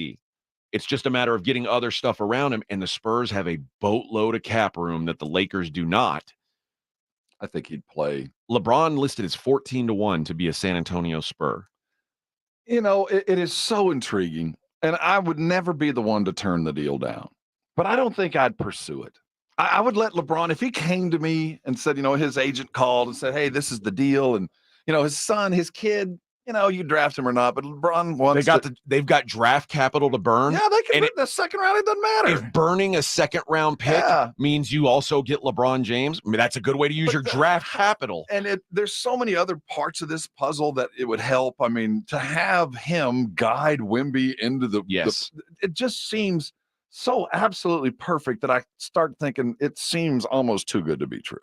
I mean, there is the combining of that circus with what is imminent to be this circus, and the thing that, do we want to share any of the spotlight with the dying LeBron star? Do we want to even do that? Do we want to pair it with the passing of the baton seems beautiful and appropriate. I just don't want to put up with it, AJ. Okay. You know what I mean? I feel like I can do this on my own. I might stumble once or twice without your help, but I think I can get where I want to go without you sooner than. So I'd entertain it, but no, it's not my first thing. Okay.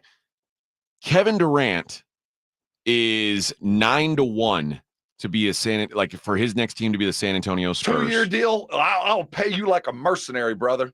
I'll pay you like a merc. 9-1 is pretty short. I think they believe that he would be a merc. He's done it before. I think you might be right. And I mean, now the question becomes, if you get Kevin Durant, he plays the position that we were talking about, wishing that Wemby could play. So it kind of pushes Wemby to being more of a true big. You're willing to wait for the space to open, and that's one of the questions. But imagine think about this. Imagine Donovan Clingan. You have Wemby as, let's say, a 4 and KD at a 3.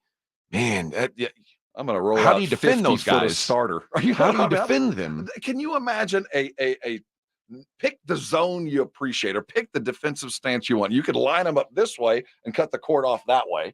You could line them up at an angle and cut the corner and just keep them at the timeline. defensively, if you're a coach and you look at the prospects of 3 mobile bigs, Yeah. holy And 2 of them are like high-end shooters. Yeah. I can't. I don't know how, if you're Pop and the likes, you're not lobbying for that. Give me the tallest, fastest dude you can find. Bradley Beal. I think, lucky for you, Bradley Beal listed as 33-1. He's way down the list of Poor guy. Guys who would maybe potentially end up in San Antonio, and I think that's probably He's a right. punchline. Poor guy. I just think that he's. I don't know what the answer is for him. Paul George is listed as 9-1. For San Antonio. That would be the third favorite. Sixers 2-1, Magic 3-1, Spurs 9-1. Playoff P. How much is left in Paul? How would he fit positionally in your mind with this team? I think he would. The key for Paul George, that's kind of star that you brought it up earlier. The kind of star that's on his way down, chasing a title. Yeah. I need this for me, and I'm willing to subjugate and do whatever is required of me to get there. I think Paul's there. Okay. But the cost for him, because somebody's willing to pay him a whole bunch of money. I think so too. And I don't think I'm ready to spend that kind of money. Man, it feels like a wide range of outcomes with him. Mm-hmm. But he's not a bad guy. I agree. I can't tell you for a fact if he's got top 10 player in the NBA upside left. I don't think so. But I also can't tell you for a fact that he doesn't have outside the top 50 left. He may just be totally done. I don't know. Mm-hmm. And a guy with his injury history it's scary to invest in a guy like that. This one, I don't think this is even a possibility. Joel Embiid, 33-1. You know what though? God, isn't it nice to dream? He is suddenly so undervalued. It's a joke. Yeah. I mean, come on. He ain't leaving Philly. This guy I could see leaving. They've got him listed as 14-1 for the Spurs. Brandon Ingram, who I was shocked at the way the Pelicans used Brandon Ingram. He was sitting on the bench in key minutes of an elimination game, and they were just like, "Yeah, he's a coach killer." Is that you think that? But he couldn't kill Pop. No, there's talent there. Back when Kawhi was first kind of acting like, I want to get out of here, and then he was looking toward LA, and there was a deal on board, and we wanted Ingram, and I think Pop, if they'd have offered up Ingram back in the day when we were trying to move, and we didn't want to help the Lakers one iota. In hindsight, that would have been a time bomb that we would have sent to him, but we didn't want to help him. But the package that they kept offering was more about Kuzma than it was about Ingram. And I think Pop and the Brain Trust wanted Ingram. And if they'd offered him, I think they'd have made the deal. So I do know that they've looked in his direction in the past. So time has passed, but I do know that they appreciated his skill set back then. So it's not outlandish. And I think he's a good guy. And I think he'd be perfectly willing to let another guy shine, and he brings the skill set. But he wouldn't have gone to play with Zion if he wasn't willing to take a back seat. If we're going to go that route, I want a dog or a champ. You know what I mean? Okay. Well, this is a guy who desperately wants to be a champ. This is the last guy we'll talk. Desperately wants to be a champ and is certainly a dog. Jim Butler. Man. Jim Butler is the San Antonio Spurs are listed at 12-1 as the next landing spot for Jimmy Butler. To me, when you talk about adding a veteran to a young core and saying, everybody, look at this guy. This is what we want you to be like from a competitive standpoint. This is an NBA pro. This is how we want you to follow the leader. If you've got a young core, I don't know that you can ask for a better guy than Jimmy Butler to point at and say, this is how it should be done. Who was on the roster when Butler was a Bull? And he walked into practice and he treated them like the Three Stooges. Remember when he walked and everybody, he poked him in the eye and slapped around like, you're a bunch of punks. Worthless. Fix it. Yeah. And just destroyed them mentally. And ended up, he had to go, and everybody else that he called out had to go.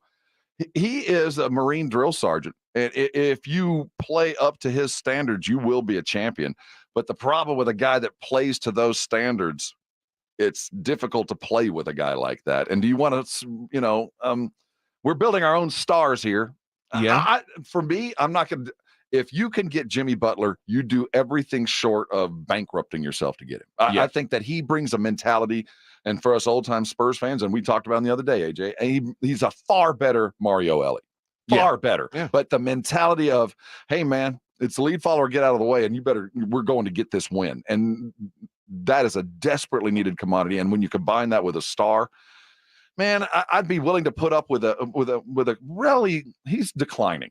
He is, yeah. But I'd be willing to put up with that for a couple of years. But now, like, the problem with Miami, and think about this, he took those Miami teams to the NBA Finals. That team had no business being in the NBA Finals, like from a roster standpoint, and especially, like you said, Butler's declining. This is what was a declined Jimmy Butler. Now, I also think Miami, from like a front office basketball head coaching standpoint, is elite.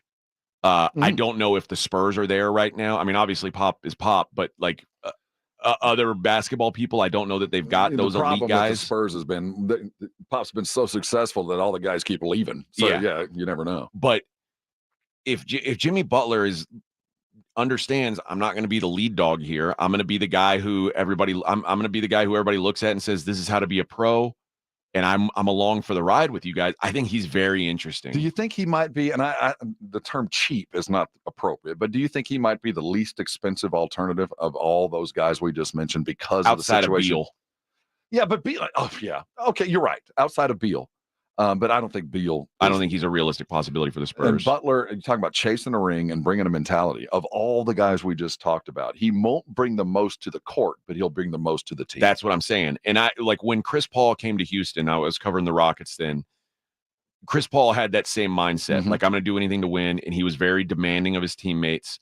And that can get old. The problem is, James did not want to be told what to do or how to practice, and James, let's face it, James was lazy. And I don't know if I can't say he is because I'm not around him now, but James didn't want to, he was talented enough to get away with kind of being lazy. And Chris Paul he wasn't having it. Right. And it led to a lot of problems. And that kind of thing can blow a team up. And you got to be very mindful of that. But Wemby doesn't strike me as lazy either. No, he's not lazy, but I think by the end of the season, realized his place in the world, and his place is on top. I think you're right. All right. Good conversation. Glad these are the things that they could do with their draft capital. So again, I don't know exactly what they do. We'll find out. We'll know a little bit more, I think, when we get to Sunday and see what they've actually got. But I want to get back into what the NBA has to do to fix these playoffs. And Rob, you tell me if there is a fix, like, or is it just something that there's going to naturally be a couple games in a row where it's not very entertaining, and we'll get better hoops later on. We'll talk about that more on the other side. It's 94.1, the Morning Huddle right here on San Antonio Sports Star. It's the Blitz with Jason and Joe. Afternoons at 2. Coming up on the Blitz, it is a big day. We are live at the Big Blind for their grand opening celebration. Big 12K tournament happening at the Big Blind tonight. And on the show, Joe will fake his disappointment in Wemby not winning Defensive Player of the Year. Last night, Game 1's OKC and Dallas, plus Boston and Cleveland. All the reaction on the Blitz starting at 2. The Blitz with Jason and Joe. Afternoons at 2 on 94.1 San Antonio Sports Star. Hey, baseball fans, go yard with BetMGM, the king of sportsbooks. All season long, we're offering top odds on your favorite home run bets, shared $50K Grand Slam jackpots, fast and convenient ways to play same-game parlays, special boosts and tokens, and so much more. From the first pitch to the game-winning fireworks, there are more ways than ever to supercharge your excitement. Whether you want to combine multiple bets for the chance at a bigger payout or place a live bet as the game unfolds, BetMGM has all the home run betting options you could need. Download the BetMGM app, head to the ballpark, and get your piece of MLB action. BetMGM is an official partner of Major League Baseball. See BetMGM.com for terms. 21 years of age or older. Gambling problem? Call 1-800-GAMBLER. For New York, call 877-8-HOPE-NY or text HOPE-NY. For Arizona, call 1-800-NEXT-STEP. For Massachusetts, 1-800-327-5050. For Iowa, 1-800-BETS-OFF. For Puerto Rico, 1-800-981-0023. For West Virginia, visit www.1800gambler.net in partnership with Kansas Crossing Casino and Hotel. So my home is also my office. And before I can focus, every room's gotta be clean. That means tidying up, then spraying my Febreze Air Mist. Ooh, that's fresh. Febreze Air Mist scents are all high quality. They fight any weird funk, and they give my air an instant boost of freshness. So not only does my home smell good, I feel good too. After I Febreze, it's time to start my day. Breathe happy, Febreze, la la la la la. Hi, this is Jeremiah, and a little thing I love about the Chick-fil-A Chicken Minis is that soft roll with that honey butter brushed on it. It's so fluffy, like a cloud. It might be a mini, but it doesn't taste like a mini. That sweet, savory bite and that fluffy roll with that honey butter on it and that crispy chicken, it's an awesome way to start your day, the perfect breakfast treat. Breakfast starts with Chicken Minis and Simply Orange Juice on the Chick-fil-A app. Real customer paid for their testimonial. The John Clay Wolf Show. Here's what's going on in the Wolf Pack. Ricky, would you like to rap at the testicle? Can you give me a little rap? You want me to spit a rap? Yeah, I want you to spit a rap. About balls? Yo, testicle festival. It's like an extraterrestrial. Widen my eyes when I see them calf fries. The John Clay Wolf Show. Catch the John Clay Wolf Show Saturdays from 9 a.m. to noon right here on San Antonio Sports Star.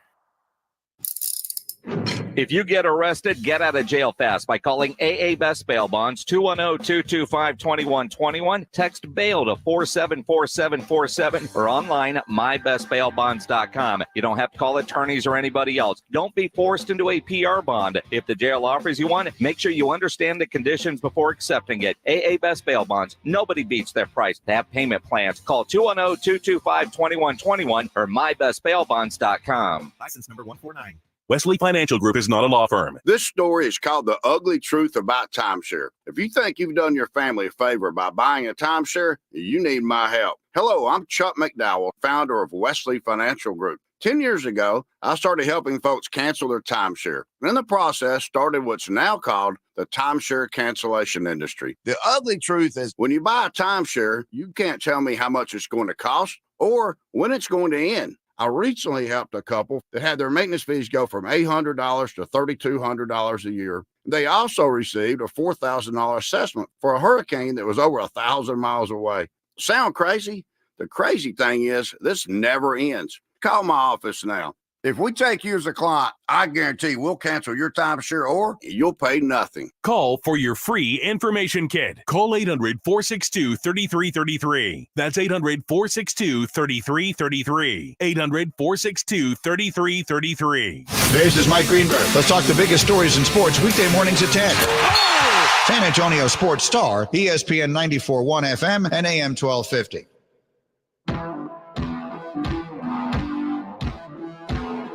Morning Huddle, 94.1 San Antonio Sports Star. I'm AJ Hoffman. He is Rob Thompson. 7:37. What's that remind you of, Rob? A failed airliner. There you go. It's funny. The way, I think the only time check I did yesterday happened to be at 7:37. It was. It struck me. And I think 24 hours ago at this moment, I brought up, did that Boeing Starliner go off? It didn't. They scratched at the last moment. Losers. Yeah, you know. Do something. You got technology. Do something. Do a little, take care of some business here. Let's see. The Blitz is live. Big Blind on Wednesday for their official grand opening. The Big Blind's going to have a 12K tournament Wednesday starting at 6:15. Tournaments all weekend long. And it's not just poker. They're going to have daily blackjack tournaments as well. So get out there to the Big Blind and hang with the Blitz today. Jason and JoJo. All right. And you know what? Let's look at this real quick. Edwin put together this timeline of how the Thunder were created. And it's unbelievable how much the Thunder still have so many first-round draft picks. And they're likely, in my opinion, going to be in the Western Conference Finals at least. That's a scary thought. But it goes back to 2019 when they traded Paul George and they got Shai Gilgeous-Alexander, Gallinari, 5 first-round picks, and 2 pick swaps. And then they traded Russell Westbrook to the Rockets. In exchange for Chris Paul and 4 potential first-round draft picks. So if you're keeping score, that's 9. Now, remember, the Rockets wanted out of the Chris Paul business, and the Thunder wanted out of the Russell Westbrook business, yet somehow they fleeced the Rockets for 4 first-round picks in that deal. Like, it could have been as simple as, hey, we want out of this, you want out of that. Let's help each other. And I know, like, I just don't know how they did that. Well, that's why Maury's in Philly now. Yeah. Yeah, there's a reason why he left. And then they turned around and flipped Chris Paul for another first-round pick and 4 players to Phoenix. And they draft Josh Giddey 6th overall. They draft Chet Holmgren and Jalen Williams, both in 2022, number 2 and number 12. And yeah, I mean, it picked up Presty's a wizard. Picked up Lou Dort along the way, who the guy can judge horseflesh, man. The guy can pick basketball players. That nobody in the league is better at that. You trust the guys here to do it? That's a good question. I trust the suits. I trust the old guard. Yeah, they've been able to. But again, everybody. Eventually, if you draft long enough, you're going to find some gold, and you're going to probably fail more often than you succeed. But I trust that R.C. Buford and Pop, even though he denies having anything to do with it, have a pretty good eye for talent. Brian Wright, who learned at their feet, who's been around, and they're always all in the same room since he's had control, not so much. I always wonder how people looked at the Spurs as a drafting team, because it's like Duncan and Robinson. You can't mess those up. I want to ask you a question. It is 2010. And the Spurs are drafting, and you don't know who they were drafting. And I'd say, who do you think the Spurs drafted in 2010? I couldn't even venture a guess. Would you assume? And I go, would the Spurs have drafted an American or a European? A European would have been my assumption. I mean, for a decade, all the Spurs had to do was draft and stash a Euro, and hold on. But they never had to do anything. And maybe they'd find the diamond in Tony, and maybe they'd find the diamond in Manu. But more often than not, you never heard of those guys again. They never even showed up on the continent. So that we judge them by their miraculous successes, and they were. Well, and also, I mean, you mentioned the 2 miraculous successes, Manu and Tony. If you had messed up the Duncan or Robinson or Wemby, I mean, then yeah, you should be fired immediately. But those were unmess-upable picks. You'd assume, but I mean, there's Greg Odos that have come. I mean, you get credit. I mean, you did draft the obvious. The Brian Wright period has been one where you kind of felt like we were reaching, that there was a desperation to prove something. They drafted an American in 2010. Oh, James, the Oklahoma State kid. Yeah, the shooter that lasted 2 years. Yeah, we'll call that a miss. Yeah, that was a whiff. He has. I don't think he can't do it, and I think that the Jeremy Sohan pick, if a team that was a little bit more successful had drafted him in a more comfortable environment, he'd have been really good. But he was kind of cast into it. But that's a questionable pick. The Keldon Johnson pick kind of saved his ass because they got him late, but they drafted a guy named Luka Samanic. Have you ever heard that guy? No. Yeah, they took him before Keldon Johnson. Okay. So they also drafted a guy who can't keep his thing in his pants. Yeah. So that's not the best track record to have over the last couple of years.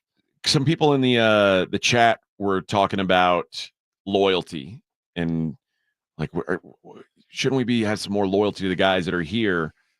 And I'm a believer in that.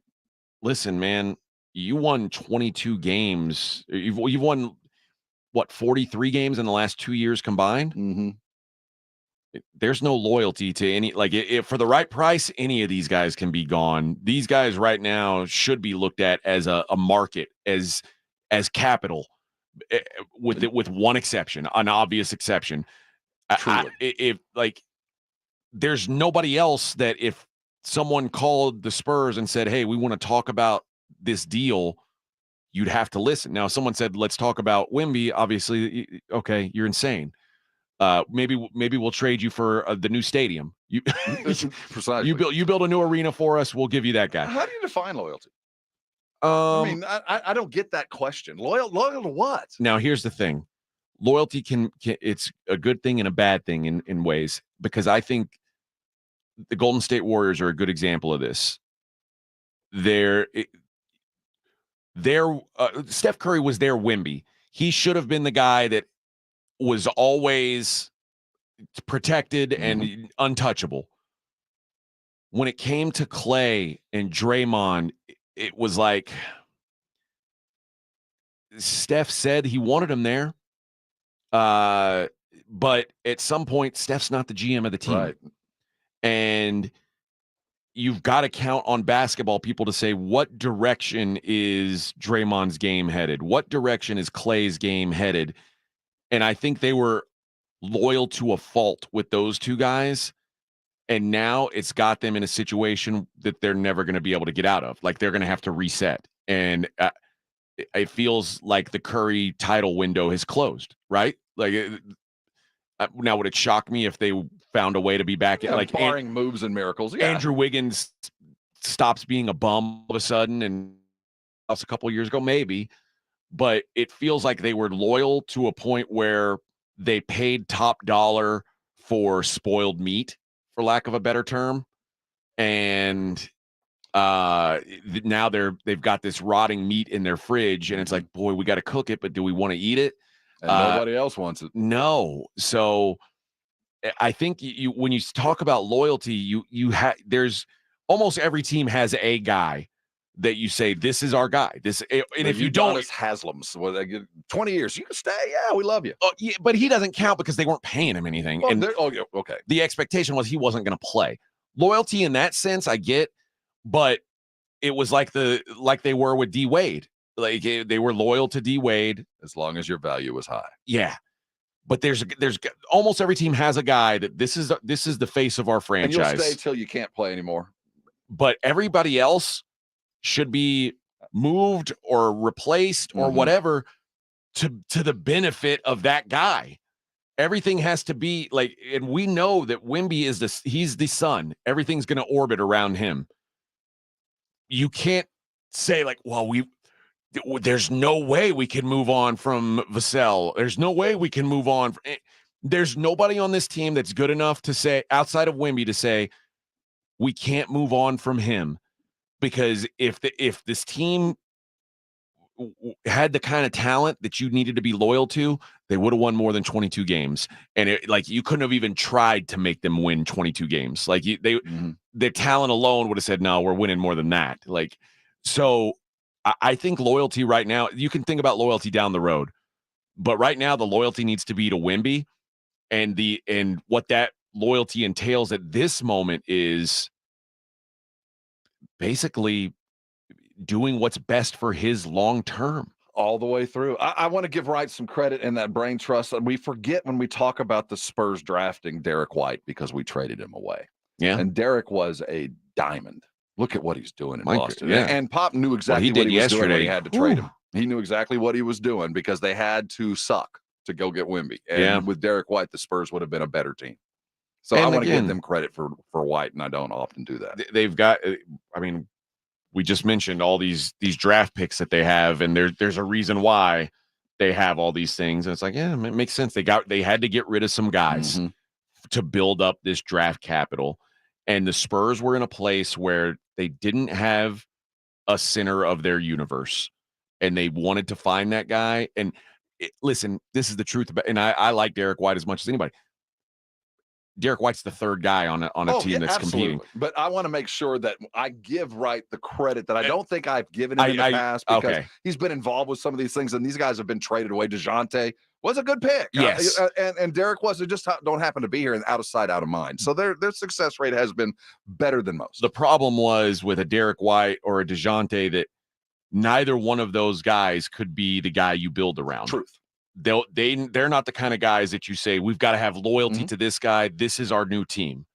They needed one of those guys, and to get them, they had to move on from those ancillary, like, could be second best player on a good team guys, and start from scratch. And it to me, everybody on this roster should be on notice. Like, there's one guy who you can paint his name on the locker. Everybody else should be in pencil, or maybe have like a dry erase board. Because there's one guy that's here and for sure here. Everybody else is like, hey, man, we love you. But if we got a chance to be better, you ain't gonna be here. You're not on a mural down on the south side. He is. Yes, that's the way they need to look at it. So, which isn't, it's not it's not what the Spurs are used to, because the Spurs had a big three for a long time, and they brought it up, man. When you let that list, how often Spurs fans have we been on every player's possible list, even if it's a long shot, even if it's 25-1? 5 years ago, any player available, I don't care how bad we were and how much money we had, the list would not have included these guys. It's all because of Wemby. That's it.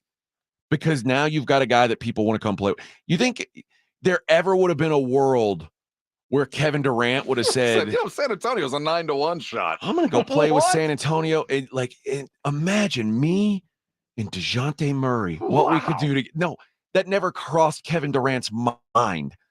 It would have never, imagine his agent came to him and said, hey, Kevin, I got a plan for you, man. I got an idea. Kevin would have fired him. He would say, are you out of your damn mind? I lived in Austin, bro. I'm not going back. And Hector says, sorry. I guess he thinks I'm RJ. That's AJ, RJ. Vassell's staying. The analytics prove it. He's staying unless Hector, first of all, we're not denigrating Devin. The guy has earned just the possibility of being there. Second best player on the team. But to say that I'm loyal to a fault to Devin Vassell would be ludicrous. Yeah. Ludicrous. It's insane to say it. He knows it. We know it. Why can't we talk about it? And these are the guys we were talking about. Like, if a discussion comes up where the Phoenix Suns are willing to talk about Devin Booker, are you saying, well, we love him. Who drafted him? We drafted him. Vassell, that's our guy. We can't have that. No. If any name that they brought up that wasn't Wemby, you'd go, yeah, okay. And if you didn't, it's a fireable offense. Yes. So I get it that if all you're doing is drafting new guys, then yeah, you turn into Detroit. Vassell's going to be a part of this team, but then you have to hope that every single draft pick you make is a home run, and nobody bats 1,000. And look at Philly. Look during the process, even when they thought they'd hit a home run, it wasn't. So it's you gotta. There's a rate of these that you're gonna miss on that you've got to accept, and at some point you're gonna have to go outside your organization and bring someone in, and that means sending your guys back to get those guys. You can't be that loyal that you're not willing to do that because your team won 22 games. He signs autographs. Detroit. He hangs out with the kids. You mentioned Detroit. I mean, Detroit's in a god-awful place right now, but they're kind of in the same place that San Antonio is. Without Wemby. But they do have a guy. Cade is a guy that they feel like this is our center of the universe. What they don't have is all this pile of draft capital that they do, because they spend it all on a bunch of dudes that are good but not great. Right? What is your goal to be Detroit? No. God, no. So Detroit need to look at it as, okay, anybody on our roster besides Cade Cunningham is expendable. The Spurs, I believe they're looking at it like this. I can't say. I don't know I'm not as connected as the other guys who work at this station, but we don't know, man. I think if you're being realistic, they can't possibly be looking at their roster and saying, other than Wemby, anybody is not expendable. They're all movable parts. AJ, I want to believe that. We all want to believe it, but that's just the Iron Curtain that is the Spurs. We assume that they see things the same way, but this is the same team that drafted Jeremy Sohan, a positionless guy who'd played 1 year in the Big 12. And you go, what? You see something? So but you know what? And Sohan may be good in a year or two. No, you're right. But Sohan's never going to be a guy that you're like, well, we got to keep him. And to me, you hope Sohan gets good enough that when someone calls you with a real player, they say, hey, we're interested in Sohan as part of this deal. And you go, well, he improved so much since year 2 that no, you just say, okay. Yes. Okay. Let's have Devin Booker, because Devin Booker we know can play. We know it. I never aspire to be the smartest guy in the room. And I think that Brian Wright sometimes thinks he is. If you have the best farm system in Major League Baseball, you're not trying to win at the Major League level. I believe that. And what the NBA is, when you besides your guy, it's a farm system. Be ready to move those guys. All right, it is the Morning Huddle, Hour 3 coming up. 94.1 San Antonio's Sports Star.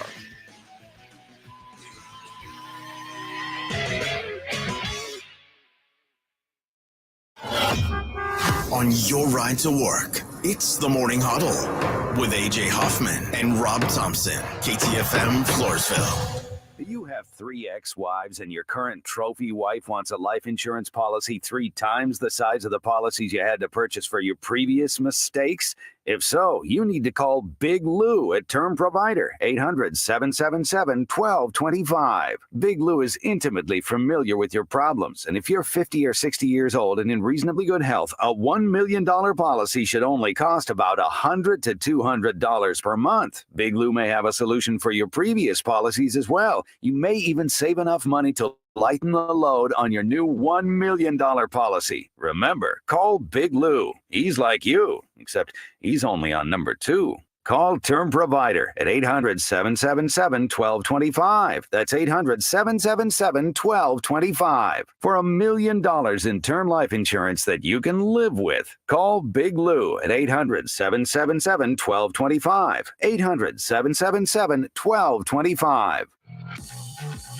Hey, it's Rob Thompson here for my favorite game app. It is Prize Picks, America's #1 fantasy sports app. Heck, I'm just one of 3 million active users. They're the easiest to play. They're the most exciting way to play your daily fantasy sports. And it's unlike other apps. On Prize Picks, it's just you against the numbers. You're a fantasy player. You know when it's more. You know when it's less. Up to 100 times your money according to how you play it. $1,000 on basketball, hockey, and college basketball entries. Today is the time to play. You can turn $10 into big money quick. The biggest moments in professional basketball are happening right now, and it's no fun unless you're playing. Go to Prize Picks right now and remember the code Alamo for your first deposit match of up to $100. That's the code Alamo. Prize Picks. Fantasy, you're playing already. Go win. Download the Prize Picks app. Use the code Alamo, and up to $100 deposit match is coming. Prize Picks. Pick more. Pick less. It's that easy. Hi, my name's Jason Thompson. I've lived in San Antonio for more than 50 years. Went to grade school, high school, and graduated from law school right here. San Antonians have trusted me as their attorney after serious injury and fatality collision since 1994. My website is alawyerforus.com. Why a lawyer for us? Well, after several years of practice, I watched as insurance companies created their own law firms solely to defend against auto claims. Today, there are very few insurance companies that do not have their own captive law firm filled with attorneys whose job is to minimize what the insurance company has to pay on an auto claim. If you or a family member is injured in a traffic collision, you will need your own attorney. Just remember alawyerforus.com. For many lawyers you see on billboards, your case will be handled by a non-lawyer or a staff lawyer. If you call me, Jason Thompson, I will be the lawyer you speak with. The initial consultation is always free. If you are a family member and needs an experienced attorney you can trust, I want you to call me, Jason Thompson. My number is 900-0400. That's 210-900-0400 or alawyerforus.com. Injuries happen, and when they do, skip the ER and get to the Ortho Now Injury Clinic by TSAOG Orthopedics and Spine. Ortho Now provides walk-in care for injuries like broken bones, dislocations, sprains, and strains. Conveniently located in the Corey area with extended hours Monday through Saturday with on-site x-ray casting and bracing. Ortho Now has everything you need to treat your injury, and best of all, no urgent care or emergency room copay. Learn more online at tsaog.com.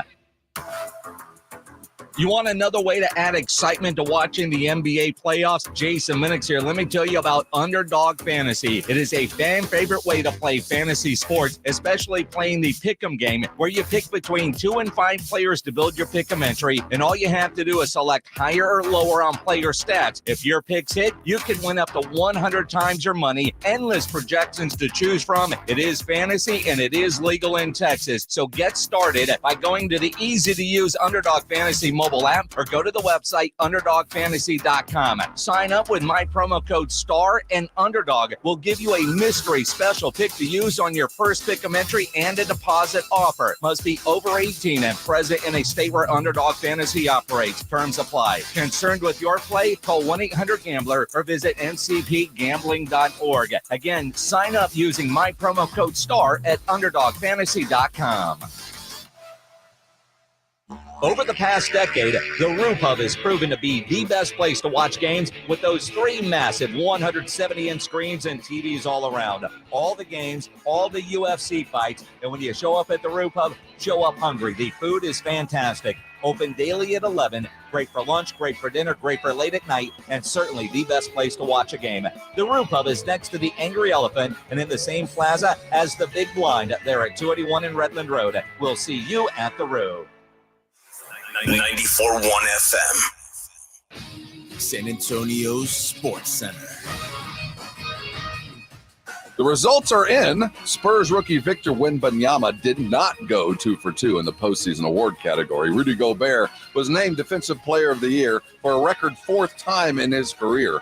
Wemby did finish 2nd in the voting ahead of Bam Adebayo. In the NBA playoffs, the Celtics rolled in Game 1, took down the Cleveland Cavaliers 120-95. The game looked easy. The Thunder closed out Dallas Lake, took it easy 117-95. Tonight, the rematch, Pacers, Knicks, and referees. Tip-off for Madison Square Garden set for 7, televised on TNT. In Major League Baseball, the Rangers crushed the A's 15-8 yesterday, a series they'll continue today at 2:37.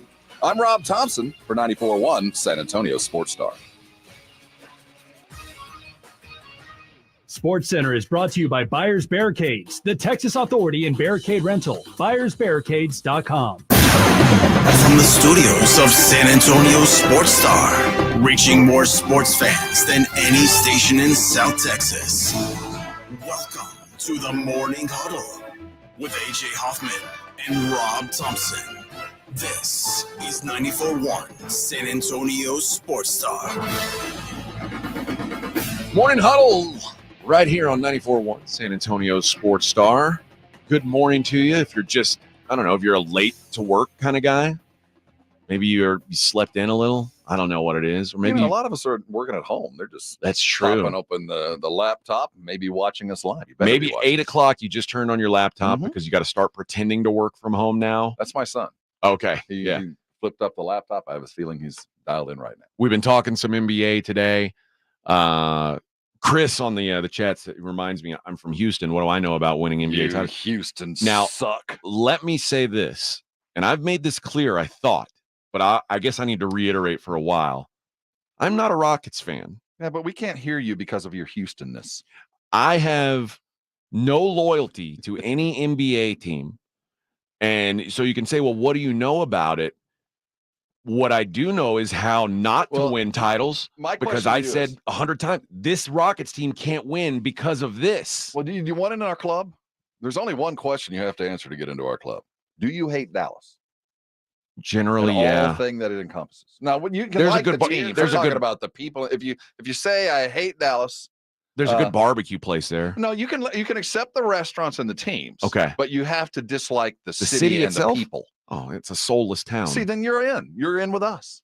That's all it has to be. My enemy is my friend. Okay, and you hate Dallas. I hate Dallas. We should all get together and hate Dallas together. Okay. All right, I'm in that club. So you're in. I've been in that club, bro. All these guys that are yelling. This is he comes to us with the right credentials. He's now part of our family because of this. He hates Dallas. But you know what? I would love it if the Spurs would show me enough to make me a Spurs fan. I mean, well, you got here in time. I'd love to be a Spurs fan. We had to go get Victor before we went and got you because we had to set the table. So you're at the right time. My NBA loyalty works like this. In the NBA, I am much more loyal to players than I am teams. That sucks. It does. That's their creation. They wanted it that way. But here's the truth. I grew up as a Rockets fan. Hakeem and, later on Clyde and Mario Elie, who we've talked about, and Vernon Maxwell. I loved these guys. Burn. I loved the Yao era Rockets and T-Mac. Like, I could get down with those guys. I knew they weren't winning a title, but I could still enjoy them. Then James Harden came around, and it became the Harden Rockets. And I said, this is not an enjoyable product. So and everybody was frustrated with me. Like, how can you grow up a Rockets fan and just turn your back on? Because I'm not just going to root for a jersey that's filled with something that I hate. I can't do it. I didn't want to turn the TV on and watch the Rockets. I didn't want to go to the games because I don't like James Harden. So if there's ever a day where, you take players I like and put them on a team, it's a product I want to watch, I'll consume it. That's how I feel with basketball. And I know that's kind of sad because but I won't root for laundry in the NBA. I just won't. Because there's certain guys whose games I don't like, and I don't want to feel associated or feel like I have to cheer for them because they're on my team. I'm cursed.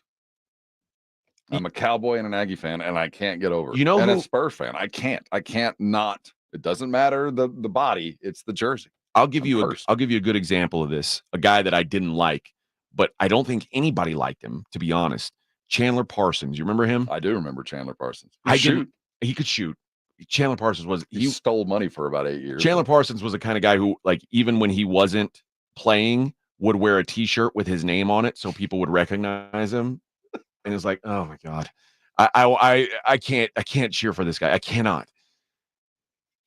He gets everybody in Dallas, every Mavericks fan was like, oh, he's a bum, he's a baby.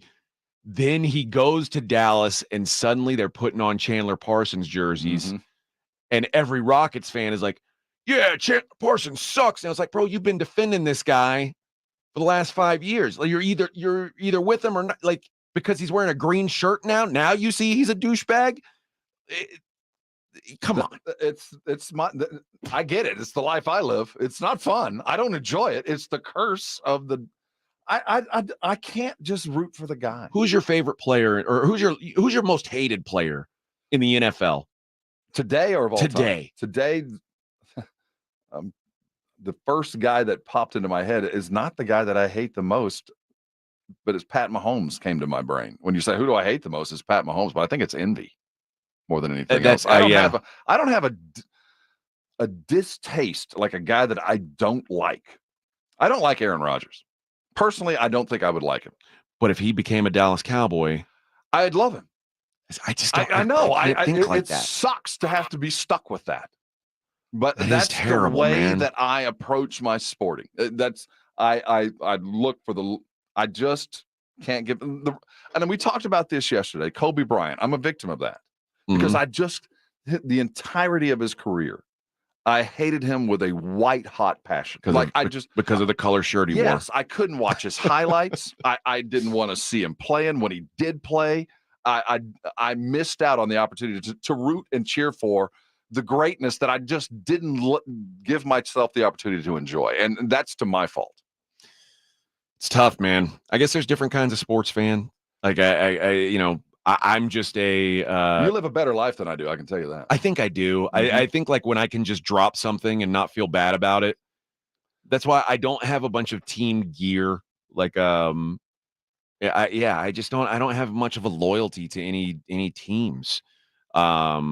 Which sounds sad, but I don't feel bad about it. It's like every once in a while, like the last couple years have been tough because the Bills, who I grew up cheering for, but I've also realized like they're never going to win. They're losers. And I'm glad you came to that realization because on 2 of my 3, I'm there. Yeah, so it's like they're losers. They're not going to win. But then they'll have a year where it's like maybe just enough. It's the par on the 18th, and then just it's like enough. Everything works out your way. Your guy's heart stops in the middle of the field, which leads you to getting a home game that you probably wouldn't have gotten otherwise, and you still get blown out by the Cincinnati Bengals. And it's like, why did I let myself get hopeful about this? That's why I don't do it. And AJ, I do believe that it gives you a level of perspective that myopic me doesn't have. There are things that I'm glad that I get the outside perspective on the Spurs because I see things and I get clouded. I get lost in the mesh. And it's the same way with the Cowboys, both good and bad. Yeah. Sometimes you fault things that shouldn't be faulted just because, but you're a fan. And I know better. I think I can look at things objectively because my lack of loyalty. So if you ever think I'm bad mouthing the Spurs, and there's people if you ever think I'm bad mouthing the Cowboys, that's what I guess I need to worry about. Maybe take a deep look at it and see if what I'm saying like has some validity, because I promise I'm not like I'm certainly not a Spurs hater. I think the Spurs are one of the most impressive, like, because in my early days of sports radio, the Spurs were the most impressive franchise. Like it blew my mind what they were able to do. And when I worked in Austin, I would come down here and cover the Spurs. I was at every home game for all 2 home games for the LeBron series, that when LeBron got to his first title. Got a little hot in there. Yeah. But I mean, I loved watching that Spurs team. I didn't at the time certainly have any loyalty to their jerseys, but I saw this team. I was like, man, this is a team. It's kind of like with Golden State. When Golden State, the last couple of years of Mark Jackson, I was like, man, this team is so fun to watch. I love this team. I'm not like a lifelong Warriors fan. So now that Klay Thompson's kind of bummied out of prominence and Draymond is what he is, I still love watching Steph play, but I'm not like a Warriors fan. I don't stay up late to watch their games on TNT. Like, I'm glad you brought up the Warriors, because that would have been an easy team for me to just turn off, because of the Zaza thing with us, and but I chose to appreciate the players for what they were, and I wasn't going to run into a Kobe situation. And it was a really fun, when I stopped like really loving the Warriors was when they got Kevin Durant, believe it or not. Yeah, I get it, because the to watch them was not as fun. Sellouts. It went from being like constant ball motion to let's find a way to get it to KD, and it wasn't as fun to watch. And then it freaking worked, which didn't even help. It worked. They went and got the ring. Well, I mean, they had the best players already, and then they added another. Like, of course, it worked, but it wasn't. It to me as a fan of the game and not so much of the Golden State Warriors, I enjoyed it less. Then when KD left, I was like, man, the Warriors are fun again. So that's the way my fandom works. I believe I'm going to be a Spurs fan. If I had been here the last 5 years, it would have been hard. I wouldn't have been a Spurs fan, because I wouldn't have found the Spurs to be a watchable, likable product. But because they have this unicorn now, I'm pretty sure I'm going to be bought into the Spurs, and I'm going to love watching the Spurs. But I won't, like, if Wemby's head fell off tomorrow, I'm not going to be like, go Spurs, go. This is they're still going to win 60 games next year, because I believe. I don't believe. In fact, I generally disbelieve. I generally think the worst is going to happen. But I understand certainly why there's hope right now with this team, and I'm excited. I'm excited that I'm getting on the ground floor of it. To be honest, I feel that way. And the first brick of the next story of this building will be. Well, we'll look at it on Sunday when we get our first when the lottery is pulled, because that's really going to be the first signpost as to which way the Spurs go. 1 or 2 draft picks in this pick. All right, on the other side, we're going to talk about the playoff game tonight and what we should expect. That's funny. I said what we should expect. What we can expect from the officiating in tonight's game. What we should expect is good officiating. That's been hard to come by this postseason. What can we expect with the Knicks and the Pacers in Game 2, especially after there was some complaints about Game 1? It is the Morning Huddle, 94.1 San Antonio Sports Star. It's the Blitz with Jason and Joe. Afternoons at 2. Coming up on the Blitz, it is a big day. We are live at the Big Blind for their grand opening celebration. Big 12K tournament happening at the Big Blind tonight. And on the show, Joe will fake his disappointment in Wemby not winning Defensive Player of the Year. Last night, Game 1's OKC and Dallas, plus Boston and Cleveland. All the reaction on the Blitz starting at 2. The Blitz with Jason and Joe. Afternoons at 2 on 94.1 San Antonio Sports Star. When was the last time you went to the dentist? Need a new dentist? Hi, Jason Minix here. Go see my dentist at Smile Structure Dentistry and Braces. Smile Structure can handle all your dentistry needs, from general dentistry to oral surgery, orthodontics for the kids, or Invisalign for adults. Mention this ad, get a free exam and x-rays. Veteran owned with 5 San Antonio area locations. Learn more and book an appointment online at smilestructure.com. That's smilestructure.com. Hey everyone, it's Ted from Consumer Cellular, the guy in the orange sweater, and this is your wake-up call. If you're paying too much for wireless service, you don't have to keep having that nightmare. Consumer Cellular has the same fast, reliable coverage as the leading carriers for less. And for a limited time, new customers receive their second month free when they sign up and use promo code MONTHFREE by May 31st. So why keep spending more than you have to? Seriously, wake up and call 1-888-FREEDOM or visit consumercellular.com. Taxes, fees, and other third-party charges will apply. See website for additional details. Progressive asks, what do an escaped leopard, We're live from the zoo where a leopard has escaped. a growling stomach, an uneaten tuna sandwich, and a backdoor doggy door have in common? They can lead to an unexpected kitchen renovation. Yeah, hi. Is this the zoo? Your leopard is in my kitchen. Bundle your home and auto with Progressive for great savings and round-the-clock protection. Progressive Casualty Insurance Company, affiliates, and other insurers. Not available in all states or situations. PSA for anyone who's not the best at remembering dates. Mother's Day is May 12th. Luckily, finding something she'll love is easy. Just go to Kohl's. I got a Sephora fragrance set for $35. Then with the extra 20% off, I scored cute PJs for just $19.99 and jewelry for under $30. Plus, I earned Kohl's Cash and found even more great prices across the store. Yep, it doesn't get better than Kohl's. Select styles. Offers end May 12th. Coupons and Kohl's Cash do not apply to Sephora. Some exclusions apply. See store or Kohl's.com for details.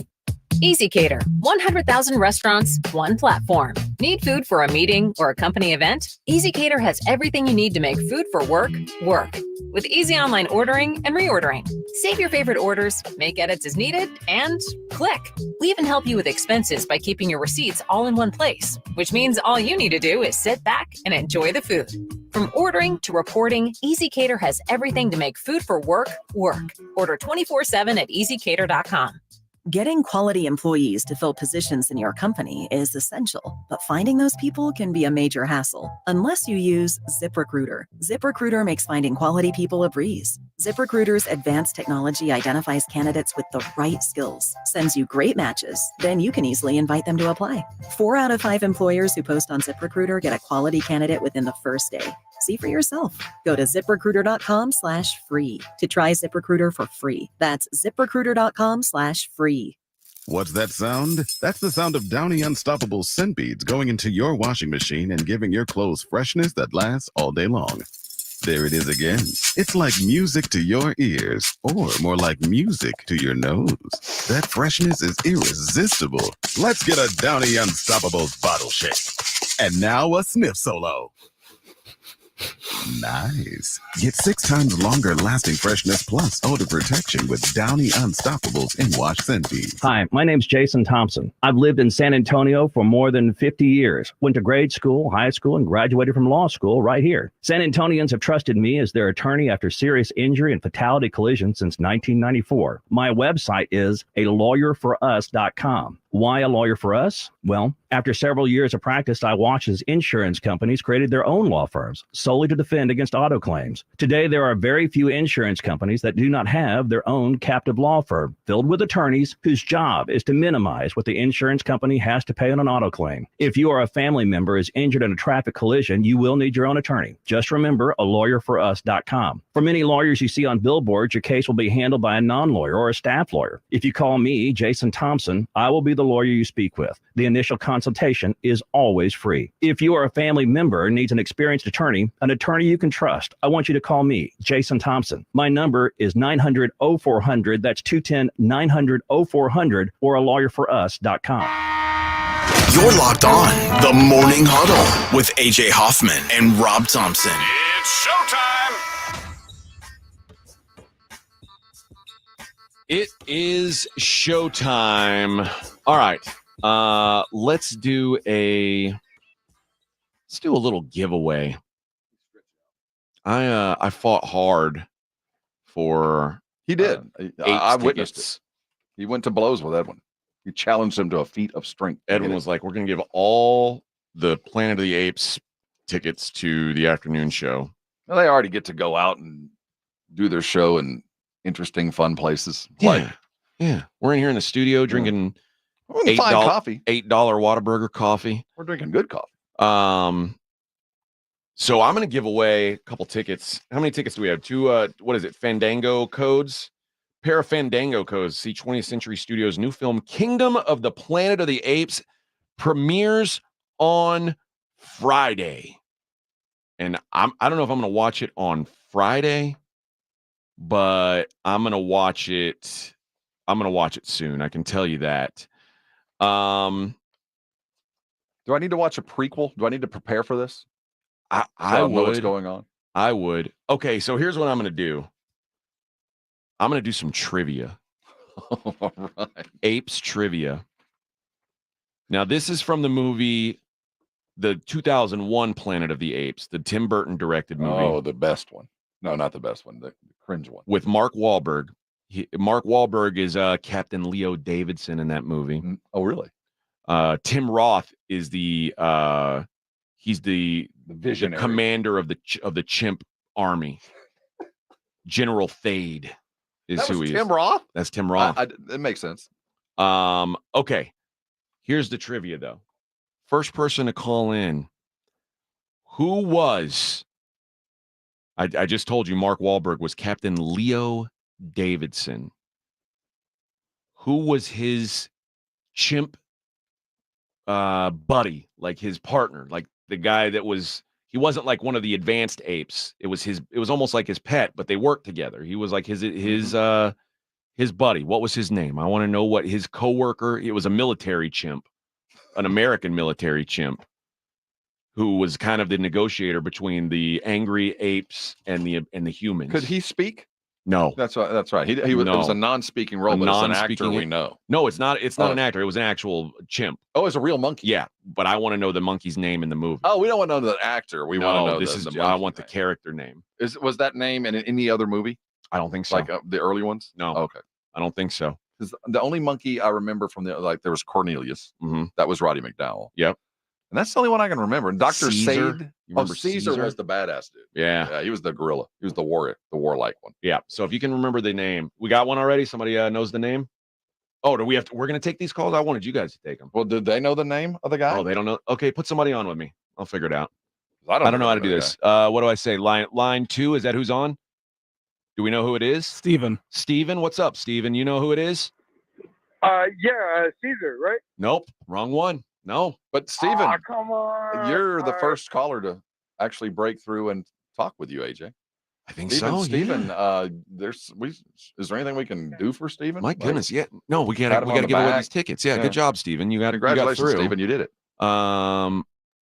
Let's go with Corey. Hello, Corey. Corey, do you know the answer, Corey? You know who Mark Wahlberg's chimp was? Was it Limbo? No, it was not Limbo. Limbo was the, if I'm not mistaken, Limbo was Paul Giamatti's character. He was an orangutan. So no, I'm sorry. I'm sorry, Corey. Paul Giamatti was, man, you're deeper in Paul Giamatti played an orangutan? Yeah, dude, I'm telling you, I love Planet of the Apes. He's a good actor. Yeah. Whether he looks like a monkey or not. Yeah. I love Planet of the Apes. Maybe this was a bad idea to do trivia. We still got room. They're lining up. Let's let them clear the. Like so they put this guy in a. There was a storm, and they put him in a pod. This chimp to go probe the storm and see if it was survivable for the humans. Let's talk to Jose. You got it, Jose? We still got room. We got room. Uh-oh. Jose, you got to turn your radio down when you call the radio station. You know the answer, Jose? Is it Parasol? Pericles is his name. That's close enough. I'm gonna give it to you. I'm guessing you. That's a pretty good Google answer. I'm guessing you Googled because you got it. But you know what? It's spelled. Give him the tickets. You at least Googled it and hey, hard work gets paid off, man. Yes. He went and did the due diligent work. Yes. If I had said who was the first pick for the Spurs last year, and you said Victor Wembanyama, I'd go, well, you're in there. All right. Yeah, you win the tickets. So there you go. 2 tickets, Fandango codes to see the 20th Century Studios new film Kingdom of the Planet of the Apes that premieres on Friday. I don't know what I'm going to come. Once I watch it, I'll come in with a movie review. But I am going to watch it because my wife will have no interest in watching it. And because she's not around right now, I'll watch it without her. And, I'm a big, like I said, I'm a connoisseur of apes films. So he was Pericles. Pericles. Yeah, that was the name of his chimp. All right. Yeah. See, Tarek or Tarek. I don't know how you say that. He knew. Some people on the chat knew. You should have called in. The Brigade Bar, they're the smartest guys. Won yourself some tickets, Those man. guys know what they're doing. Yeah. Oh, that's how it was. They didn't even Google. They just saw it on the chat, and they said, "Let's steal it from that." That's the way to do it. I call that research, not stealing. Yeah. Listen, good job, guys. Good job. All right. We were talking about the game tonight, the Knicks-Pacers game. Pacers, the 2-minute report says they got shafted, at least on one really painful call. No, the video, to the naked eye, they got shafted. Yeah. There's no getting around. Do you think that there's a favorable whistle for the Indiana Pacers in Madison Square Garden tonight? Or do you think that there was a missed call for a reason in game one and that trend continues? I think that they're swimming uphill. They're playing, it's 5-on-9. They're playing against. Oh, like the poor Denver Nuggets? Yeah. Poor, sad Nuggets. No, I think that the one guy that isn't bitching today, Rick Carlisle, has the most right to bitch. Yeah. And he was quiet about it. Mm-hmm. And I wonder if they respect that, or are they just saying, well, he's not going to complain, we'll take advantage of it. The fact of the matter is the NBA wants the Knicks, is desirous of a Knicks-Celtics series to rekindle the old, because how much fun was the Knicks-Sixers series? I mean, that was a beautiful thing to watch. And this will just be amplified by a factor of X. They want it, and we want it. We don't care about the Pacers. Think about what it took for the Pacers to beat the Knicks, like what it took from Reggie Miller back in the day to beat the Knicks. Yeah, we want you to be a valiant lamb to the slaughter. We want you to fight to the bitter end, but there's going to be blood. It's going to end badly for you, but we want you to struggle to the end because we want that Knicks-Celtics series to go 7 games and to push us all the way into June. That's what we want. There will be blood. I drink your milkshake. Drink it up. Great movie. That's a great film. That's correct. Yeah, that's a film. Come on. Yeah, how dare you? Yeah, I don't know. I don't know what to expect tonight. I think the Pacers are hoping they get some makeup calls. They're good enough to win. They have enough talent to beat them. I just think that they're young. It's funny you say they're good enough to win. I don't think the Knicks are all that good. Mm-hmm. I think the Knicks are very, very beatable. They're gettable. It's just a matter of how much help are they going to get. I think that the Eastern Conference is decided, in my opinion. Like, unless something terrible happens, the Boston Celtics are playing for the NBA title this year. To me, the big question, that's why the West is so much more interesting to me, because those series, like, I'm not sure who's going to win the West. I have a question as we head this way, and this is just your fan preference. So obviously, we have the potential for about a month more of good basketball. Mm-hmm. We have the potential for 3 weeks of one team being extraordinary kind of basketball, where a team like the Celtics, let's just say they just keep running through. Fo. I mean, this season will be done quick if they continue that. I don't think we want that. Would you be willing to sacrifice the next 2 weeks of average basketball games for a couple of teams to really prepare for a final? Because, I get the sense that we're all feeling the Timberwolves and the Celtics. It feels like everybody's kind of like, this is intriguing. I wouldn't mind seeing this. I mean, I think you could say that for the Thunder too, though. I think people are interested in both. Like, I think the Thunder are interesting. They both have a blossoming superstar. I think Anthony Edwards is probably a little bit more marketable. Well, I say but that. Shay's like a top 5 in the NBA you got MVP Walker, voting. You got Chet or Holmgren, the tall dude. So maybe there's something there. But I think we're starting to envision the possibility of really an interesting matchup. And the worst case scenario would be like the Pacers or Milwaukee or, some kind of slap team making it. Or Pacers, not Mavericks. Or Mavericks. That's what I meant. Yeah. Making it there would be an interesting storyline, but I really think we're trying to turn the page to the next generation, and that would offer it. And I would be willing to sacrifice a couple of games like the Celtics Cleveland for a team sharpening their knife blade in preparation, making sure they're healthy and ready. I feel that. Because we could be facing something that we're going to be talking about for a while. Yeah. And I will say this, if Jalen Brunson keeps doing what he's doing, the Knicks can make it the Celtics series interesting. Like, we talk about the Celtics running through the Cavs, and they should, but if Donovan Mitchell, like, plays peak Donovan Mitchell ball, he can give the Celtics some trouble. Mm-hmm. But they won't. He won't. Can they do it? Can they do it 4 times? No, probably not. Can Brunson do it 4 times? I don't know. MVP. He's the possible. playoff MVP. He is the It's best possible. player playing right now, and that's saying a lot. All right, we're gonna hit a break. We are gonna come back on next segment. We're gonna talk to Dr. Jason Garrett. Jason Garrett's on his way. Hit up some of the stuff going on in the world of injuries, and I've got a couple things I want to hit him with. I kind of want to know about Joe Burrow. What's going on with the wrist? Yeah, because they interviewed him the other day about his wrist, and I want to ask him about. My God, did you see Wilson Contreras, the catcher for the or is it William or Will? I don't know. It's something Contreras. He's got a brother who plays, so I don't know which one is which. But one's for the Brewers, one for the Cardinals. The guy for the Cardinals, it wasn't the back swing. The front swing hit his forearm, snapped his forearm in half. I want to know what kind of recovery we're talking because that it was nasty yesterday. We'll do that on the other side. 94.1 San Antonio Sports Star. You know, the Connecticut company has been around San Antonio for a minute. The Knippas have been taking care of us for a long time. And I have a neighbor building a brand new house. And about 2 weeks ago, we were just discussing as I watched his plumbers come and go. I go, have you got your water softener taken? And he had already listened to us and he'd already taken the Connecticut challenge. They're putting one in and he's going to have one 3 months, no charge. He's going to buy one. Everybody does.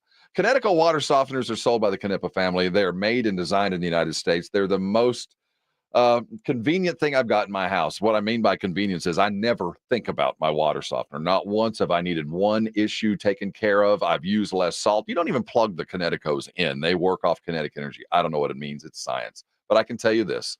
My skin is much more moist. My hair doesn't dry out. There's no white powder on my dishes. And that's the things I see. The most important thing about the Connecticut is the things I don't see. I don't have to worry about my pipes clogging up with all that limestone. You know, we love our water down in San Antonio. It makes some good sweet tea and some fine beer. But I'll tell you what, the stuff in the pipes you can live without. And it's going to cost you money in the long run. Save yourself some money, aggravation, and time. And get with the cool kids.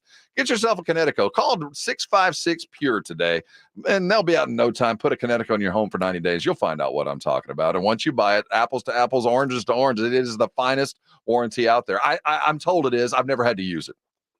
Go to their website, ConnecticutSA.com. Sing it while you type it. Do your due diligence, but do the right thing. Call Connecticut today. Put a water softener that you can live with for the rest of your home's life. And thank me later.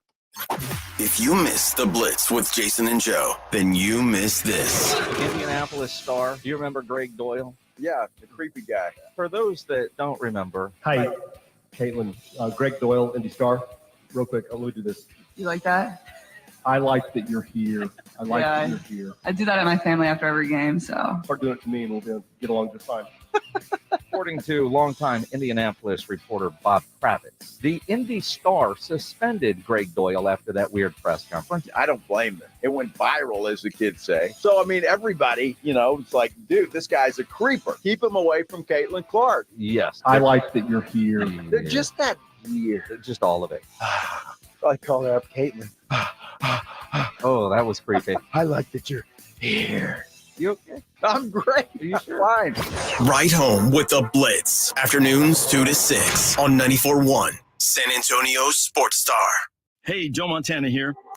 Back in my football days, I knew the importance of a strong defense. Now I'm sharing how you can help defend your health against pneumococcal pneumonia, a bacterial lung disease that can be life-threatening. If you're 65 or older or 19 or older with certain chronic conditions like diabetes or asthma, you're at increased risk. Talk to your doctor or pharmacist about vaccination and learn more at knowpneumonia.com. That's KNOW pneumonia.com. Sponsored by Pfizer. Getting quality employees to fill positions in your company is essential, but finding those people can be a major hassle unless you use ZipRecruiter. ZipRecruiter makes finding quality people a breeze. ZipRecruiter's advanced technology identifies candidates with the right skills, sends you great matches, then you can easily invite them to apply. 4 out of 5 employers who post on ZipRecruiter get a quality candidate within the first day. See for yourself. Go to ZipRecruiter.com/free to try ZipRecruiter for free. That's ZipRecruiter.com/free. Whether it's her first Mother's Day or her 40th, she deserves more. Shop tons of stunning on-trend jewelry for every budget at Diamonds Direct. Diamond fashion jewelry, beautiful beautiful birthstones, everyday pearls starting at just $200. Commemorate the real loves of her life with a gorgeous pendant featuring the birthstone of the one who made her mom. This Mother's Day, Diamonds Direct has everything you need to say thank you. Diamonds Direct. Your love, our passion. Online at diamondsdirect.com. Every so often in medicine, something comes along that is truly revolutionary. Dr. Mitchell Scheinkup, former orthopedic surgeon, now National Medical Director at QC Kinetics. I believe this is one of those things. Dr. Scheinkup is talking about regenerative medicine, something he's practiced, researched, and written about for nearly 2 decades. The old ways of dealing with joint pain, such as steroids and surgery, are no longer the best ways. If you have pain from arthritis or injury, you owe it to yourself to learn more about this exciting option, using your own body's natural power to get lasting relief. And there's no better place to learn than QC Kinetics. There is no one in this country today with more clinics, more satisfied patients, more advanced protocols, or more experience in using this exciting option to deliver life-changing results. Call QC Kinetics now for your free consultation. Call QC Kinetics, 210-571-0318. That's 210-571-0318. 210-571-0318. Grand slam, bomb, went yard, long ball, dinger. Do you even know what I'm talking about, Nigel? Croquet. Nigel, I'm talking about baseball. Courtroom plumbing and air conditioning is a lot like a baseball team. Should we wear cups, Joel? When a person has plumbing problems or their air conditioner just isn't cooling right, they can rely on our team to make the big plays. We hit it out of the park every time. Call Quarter Moon Plumbing and Air Conditioning, day or night, 651-5899. Joel, should I start singing now? Take me out. License number M16004, TACLA 88589E. This is Jim Rome. Join me weekdays at noon on my new home, 94.1 San Antonio Sports Star.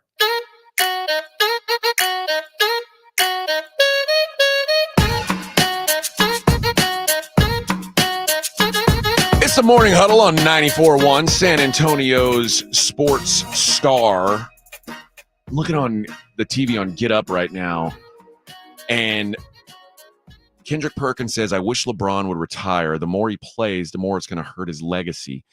And you know what? We were sitting in here in the studio with Joe yesterday, and he kind of said the same. He's got some like deep-seated disdain towards LeBron James. Like he gets fired up, and he's like, LeBron is just, he's hanging around. And I'm like, Joe, LeBron's still like a top 15 player in the league. He's probably going to be third team All-NBA. And you're saying he's like, staying past his welcome. I don't know. Like if you're still 39, 40 years old and you're still playing at that high level, I'm all for it. I'm not trying to run anybody out of town, but it feels like everybody all of a sudden is trying to get this guy out the door because it looks like he's not going to win any more rings. But the man can still do some things, it seems. I'm going to ask you a question. You've got 2 boys. I do.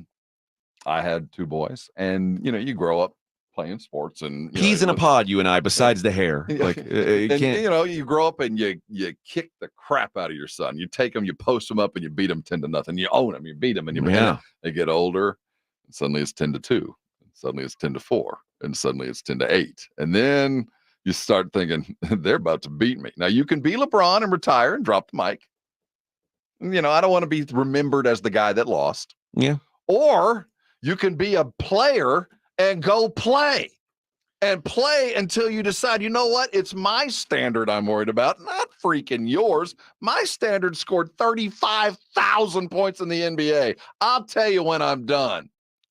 It seems like that's the way you'd look at it, especially if you're not like a detriment to your team. And I don't think anyone's looked at LeBron and said, you know what? This guy is just, he's getting minutes that he doesn't deserve. If you become that, it's a different conversation. Like if you're on the floor in games that you shouldn't be on the floor in, that's a little different.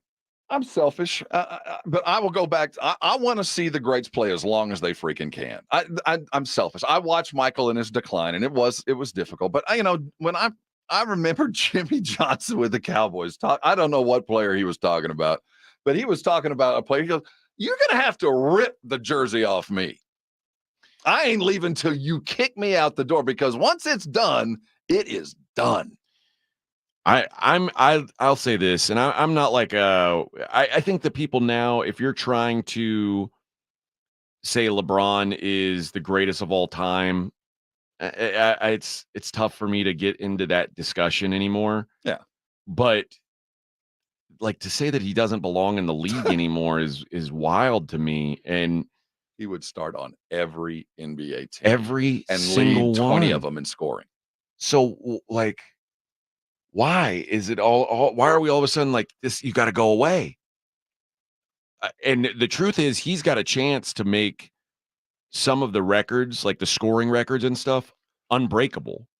And anybody, Because I can't imagine, given the modern game and load management and the money that they're making, that we're going to see a guy play 20 years and do this consistently again. That we're not. It'll happen. Everything is broken. This is going to go to a point. But my point about, go away, you're soiling your image. When you think of Michael Jordan, do you picture him in a Wizards uniform? I don't. I mean, I don't think of that at all. It doesn't even come to mind. I picture third year Mike, fourth year Mike, fifth year Mike. I don't figure 12th year Mike. That's not my memory. Listen, I'll put it in. Let me give a Texas twist to this. Remember Nolan Ryan when he was in the early 90s and he was still going, and he went when his body went, because who the hell was going to tell Nolan Ryan, hey, you're done? The year before, so Nolan Ryan, for those who are too young to remember, Nolan Ryan basically threw until his arm gave out in the middle of a game, and then he threw one more. I think he might have finished the inning and was like, yeah, my arm is gone. And this was at 46 years old, walked away from the game. In 1992, the year before he retired, Robin Ventura, he had a 3.72 ERA. Do you think anybody was saying, man, you got to hang it up, bud? It's just not, you're not what you were, Your man. career ERA is 3.19. It's a 3.72 now. You're really diminishing your legacy. No one thinks that. Why are we like that with LeBron? Why are we like that with anybody? You're not what you were. Stop doing it. If you can still compete. Does anybody say Alex Ovechkin, you've got to leave hockey? Like you're embarrassing yourself. No, because he's still competing at a high level. And even when they're not, it is not my decision to say, I don't like you staggering around. I don't like watching you stumble. But I will never tell anybody, you take it off and go away. Do you think if Kendrick Perkins' fat ass could still play, he would be out there playing? Of course he would. He just couldn't play anymore. So now he's like sitting in his announcer's chair going, he's embarrassing himself. Bro, if you could be out there at 40 doing it, you would be doing it. You just couldn't. Don't be jealous. Well, didn't we just hear from J.J. Watt that the bat signal, we're going to talk about that. So, we're going to talk about that in the next hour. Oh, folks, yeah, we'll talk about. So don't ask somebody to take their jersey off. They can decide that themselves. Let's bring in Dr. Jason Garrett. Hello, Dr. Garrett. How are you, good sir? Hey, how's it going, AJ? A pleasure to make the introduction. I got to ask you, I don't know, Rob, I don't know if he had guys he wanted to ask you about, but he told me you can ask him about anybody who's hurt. Absolutely. He'll fill me in. I'm going to put him on the spot now. They had Joe Burrow they were talking to him last night about his wrist and how it's coming along. Like, what do you think the healing time is for something like that? How long? And he said, I've had good days and bad days with the wrist. With what he had, what should be the expectations for him? Like, should he be himself by week 1 of next season, or is this something it's going to take some time over the course of the year? Yeah, wrists are a little tricky. Most of the time they heal really well, assuming there's no structural damage. For example, there's a couple of bones in the wrist that don't heal well. If you fracture them, they don't have good blood supply, and they become kind of a chronic issue, and then the bone becomes unstable. There's a ligament in there that has to be fused sometimes. I don't think that's his issue, at least not right now. So usually, assuming everything is stable, most wrist injuries are pretty good in about 6 weeks. 6 weeks after they're cleared to play, most of the residual issues go away. When you're in a game, when you're playing, he's not going to feel a thing. He's going to be fine. He's not going to have any grip issues. It's more after the game when he's eating dinner and he takes his fork to his mouth. He's like, ow, man, that hurts. It's a way different type of pain. It's more the small movements when you're not in a contact sport that hurt versus the big ones when you're playing in an NFL football game. So when you're dealing with a wrist like that, is he just walking around with a tennis ball in his hand and just gripping it? How do you rehab that? Yeah, it depends. So if you have any muscle damage, then you definitely want to be gripping that all the time. If it's more ligament or bone issues, you don't want to be moving it anymore, and you let that heal up. And then as it becomes more healed, then you're squeezing things all the time. You're doing what's called these TheraBars, where you grab kind of like a cylindrical TheraBand, but much, much thicker, and you do the wrist extensors and the wrist flexors, and you just make everything around there as strong as you can possibly make it. Wilson Contreras, the catcher for the St. Louis Cardinals. I don't know if you saw this video, Doc, but he got hit. He's sticking his glove out to receive the ball, and he got hit with a swing, not a back swing, a front swing from JD Martinez, and fractured his left forearm. He had to undergo surgery last night. They're saying potentially 6 to 8 weeks.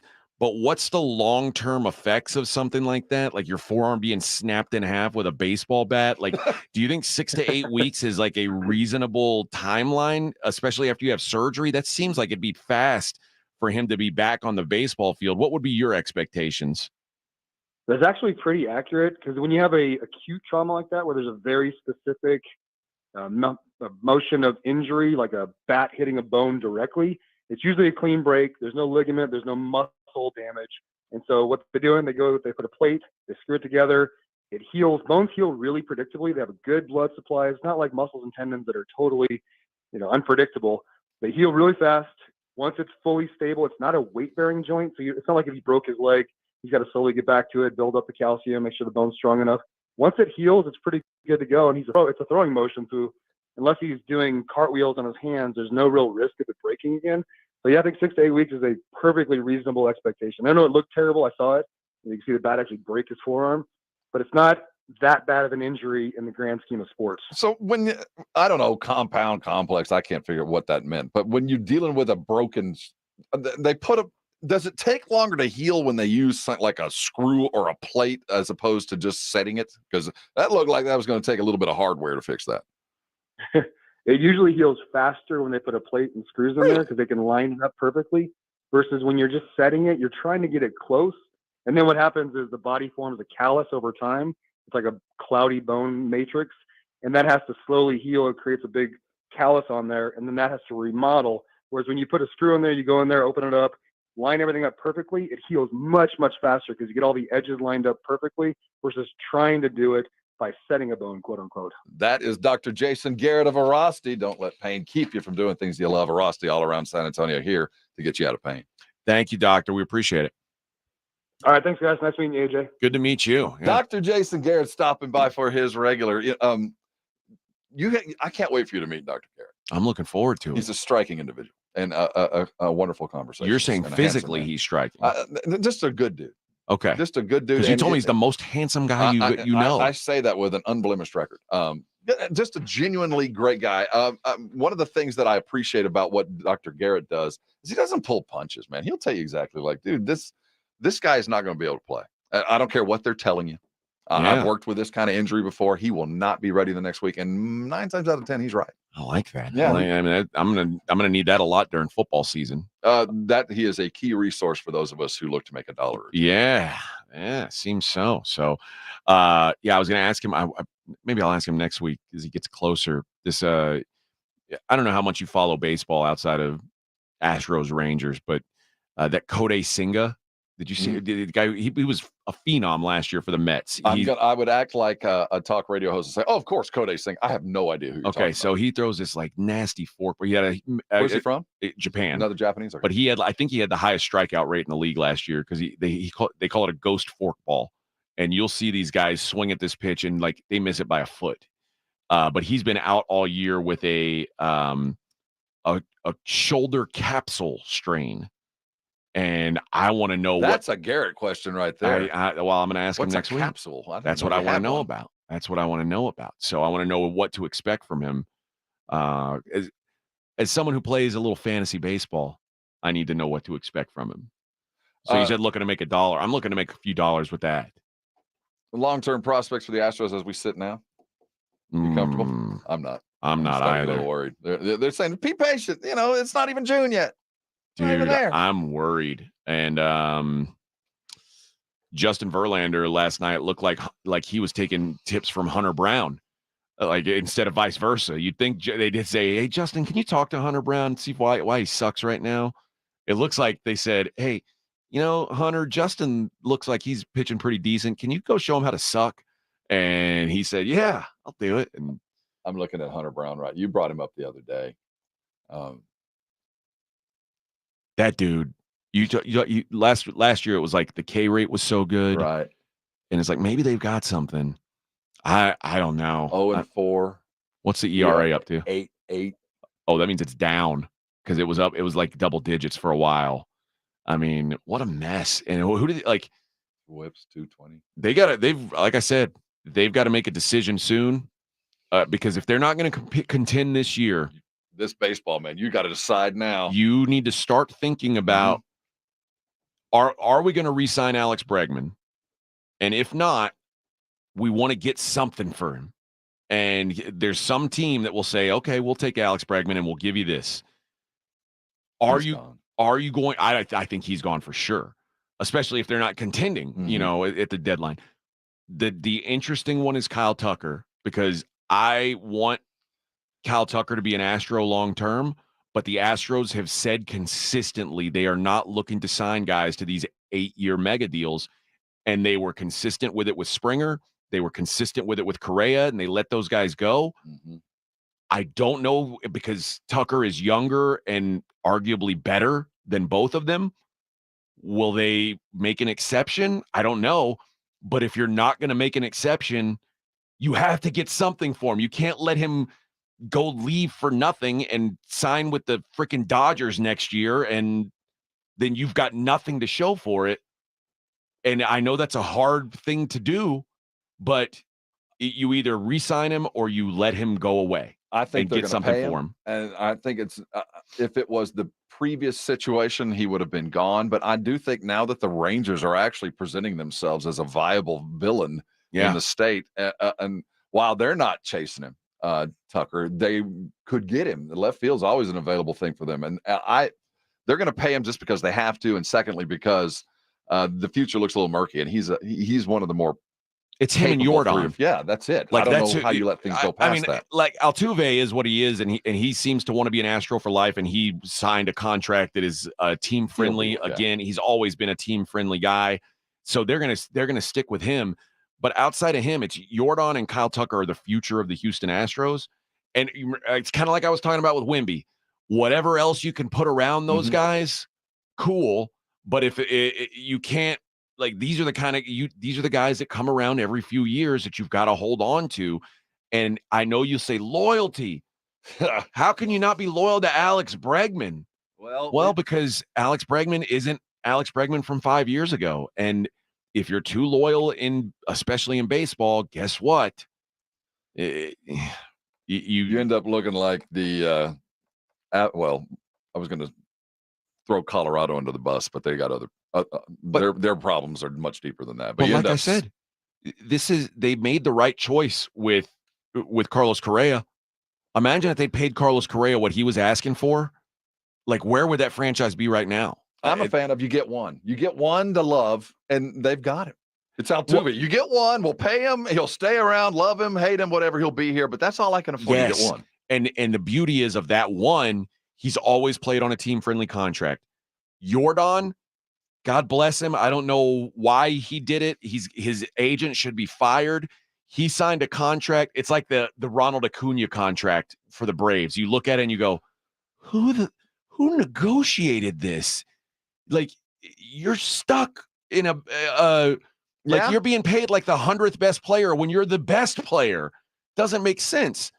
Jordan is in that. Jordan's paid for a long time to be a mediocre player. Everything you get on top of that, the Astros, is gravy. If you're serious though, and you've got a couple guys that are getting paid below market contracts, it's really hard to sell to your fan base that you're not willing to pay one guy market rate.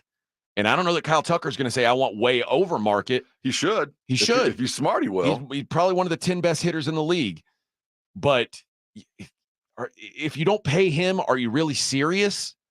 Are you serious about continuing this run? has this current group of Astro administration, have they built up enough credit to do that with fans? Can they say, give us time? I think they can, only because they were proven right on Springer and Correa. Mm-hmm. Because people were pissed about Springer at the time, and then they were pissed about Correa. But in hindsight, it's like, oh, okay. AJ, I think the listeners right now just heard a record. What's that? That was as much baseball consistently as we've all talked in a long time. We don't have a lot for it, but all right, we'll be back. No more baseball on the other side, but we do have some NFL arrests to discuss. We'll do that right here on the Morning Huddle, 94.1 San Antonio's Sports Star.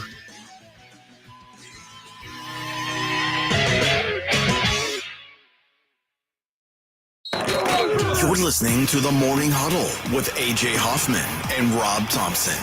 KTFM Floresville. Spring has sprung and it's full tilt boogie time at GiveMeTheVin.com. I'm overpaying for cars because I think they're going to go up even higher from where they are right now. We'll pay off your payoff. We'll pick your stuff up. We'll quote you quick and easy at GiveMeTheVin.com. America's best car buyer. Go there right now, and if I don't beat a CarMax offer, I'll send you a check for $100. Sell us your car.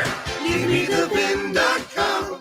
So easy you can do it in your underwear. Texas weather this time of year means storms, wind, rain, and hail. You know, if you were hit with the recent storms and you think you have roof damage, don't make the situation worse by putting your faith in one of those out-of-town storm chasers. Work with a local roofing company with years of experience. Work with a company whose people live in our area and deal with the same weather we do. That's Stevens Roofing, 210-785-0994. Or you can get them online at stevensroofing.net. Buy local, stay local, trust local with Stevens Roofing.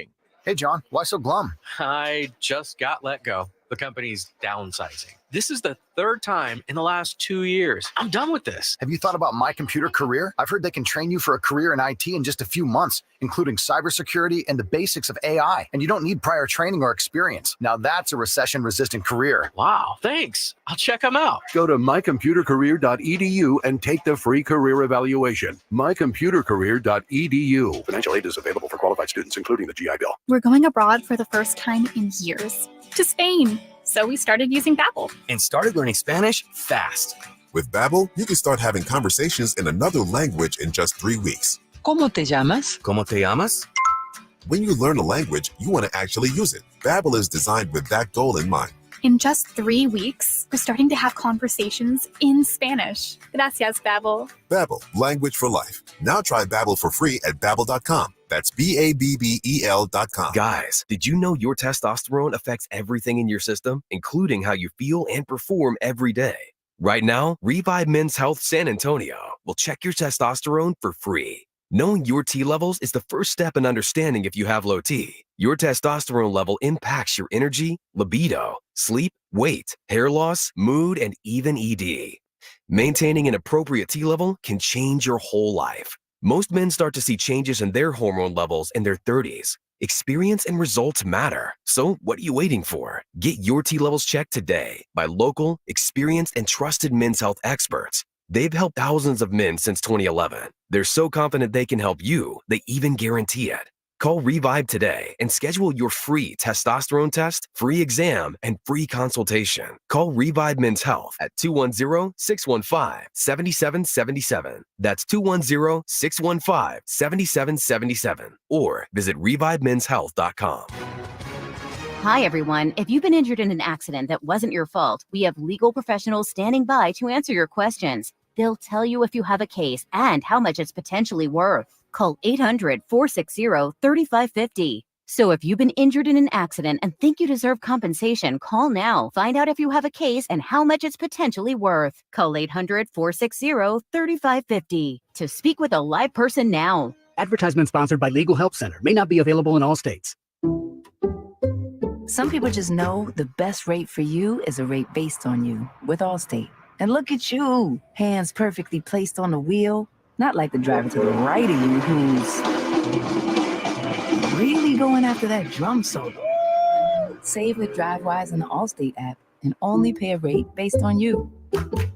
Not available in every state, subject to terms and conditions. Rating factors and savings vary, and in some states your rate could increase with high-risk driving. Allstate Fire and Casualty Insurance Company and affiliates, Northbrook, Illinois. Why do so many dogs suffer from weight issues, skin problems, messy poops, and low energy?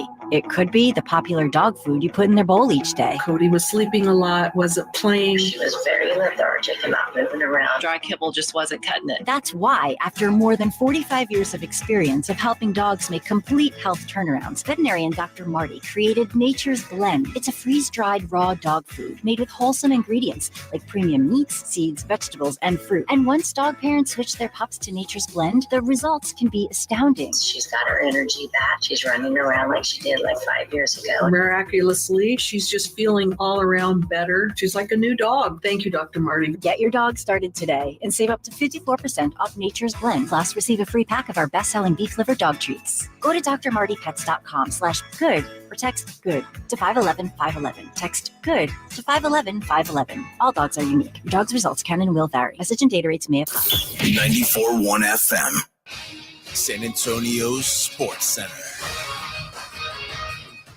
The results are in. Spurs rookie Victor Wembanyama did not go 2 for 2 in the postseason award category. Rudy Gobert was named Defensive Player of the Year for a record 4th time in his career.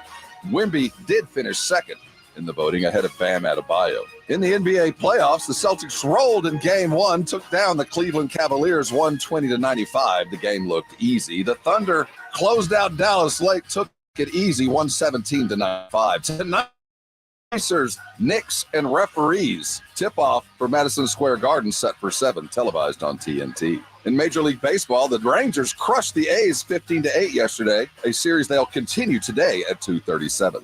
I'm Rob Thompson for 94.1 San Antonio Sports Star.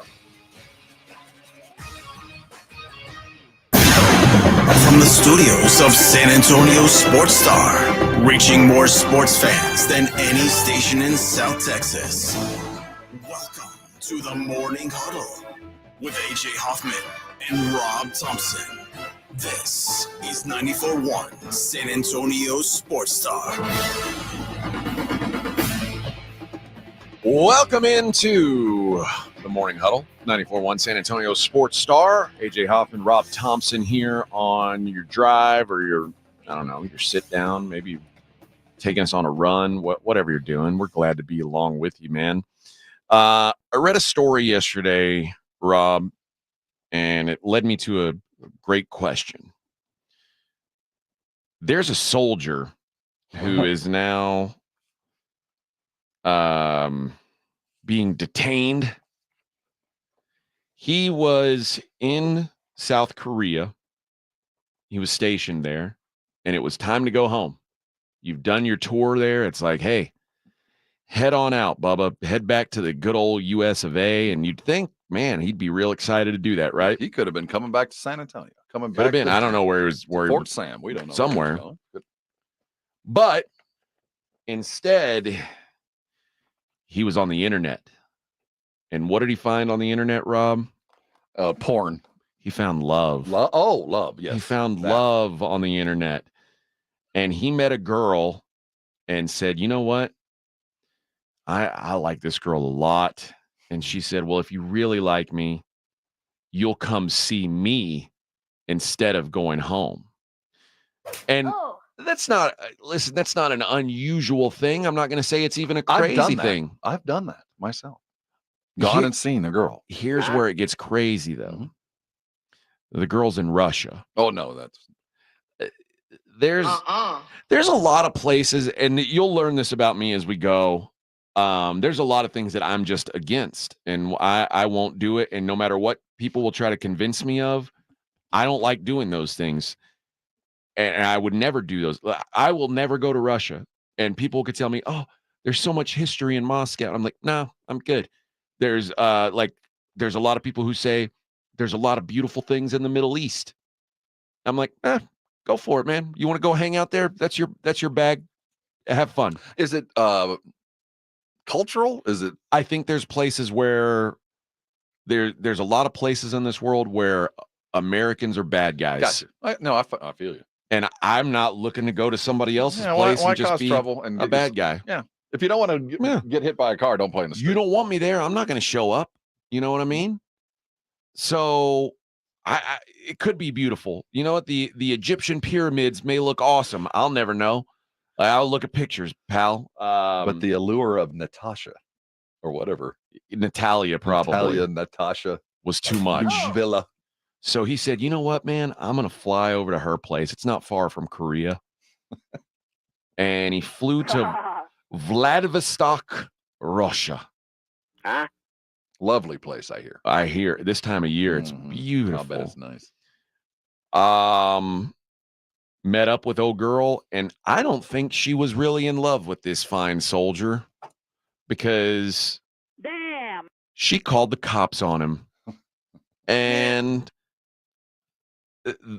he got arrested. He was accused of stealing from a woman, and he was arrested, and now he's in Russian prison. Like, what are you going to... You don't know when you're going to get out.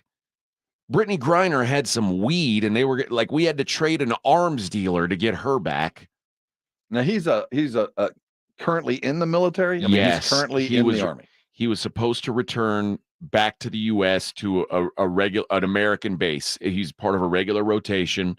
Was supposed to return back to the States and go to an American base there. So he's an active soldier. Did he tell his first sergeant that he was flying to Vladivostok, Russia? No. Oh, that's probably the wiser move. I think that he was probably going on leave before he reported to his next duty station, and rather than go home and go to the, I don't know, go to the Spearmint Rhino or whatever your local establishment is, he decided, I'm going to go meet this gal in Russia. We might even get married. What do we owe him?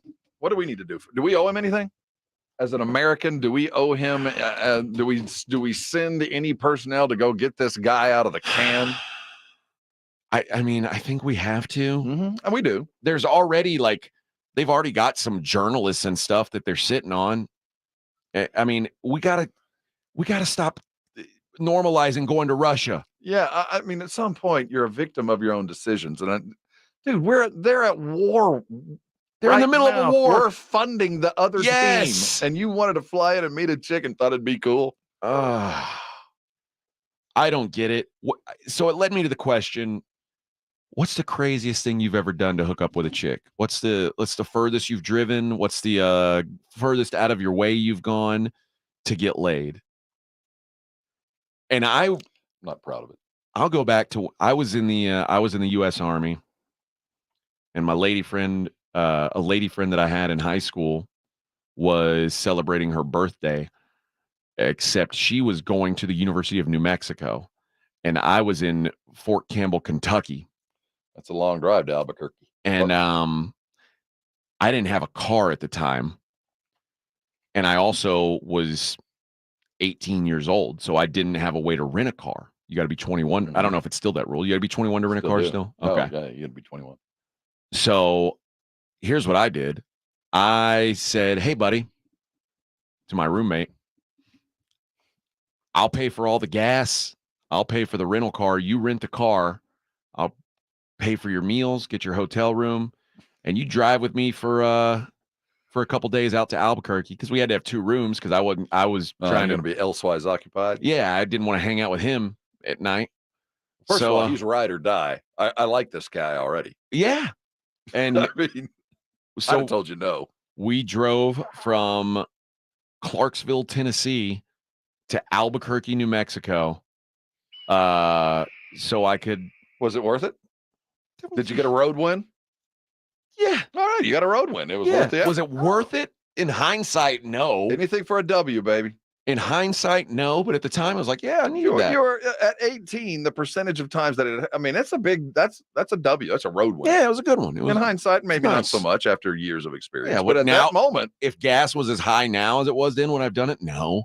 Oh, you would too. Well, maybe. You are you kidding? Maybe. Yeah, you got an Army check coming. What about you? What's the furthest you've gone out of your way? You know, I've done some dumb stuff, but I've never traveled. You know, Okay. I've done some deceitful things I'm not proud of. Okay. You know, I've misled some people. Give me one. Well, you never know who's listening, but just change the names. That's all. That's true. I dated a girl for 3 months to get to her best friend. Ooh, that's cold. Mm-hmm. And my intent from the get-go was to get to the best friend. You know what? I've got a similar story. but it was in like 3rd grade.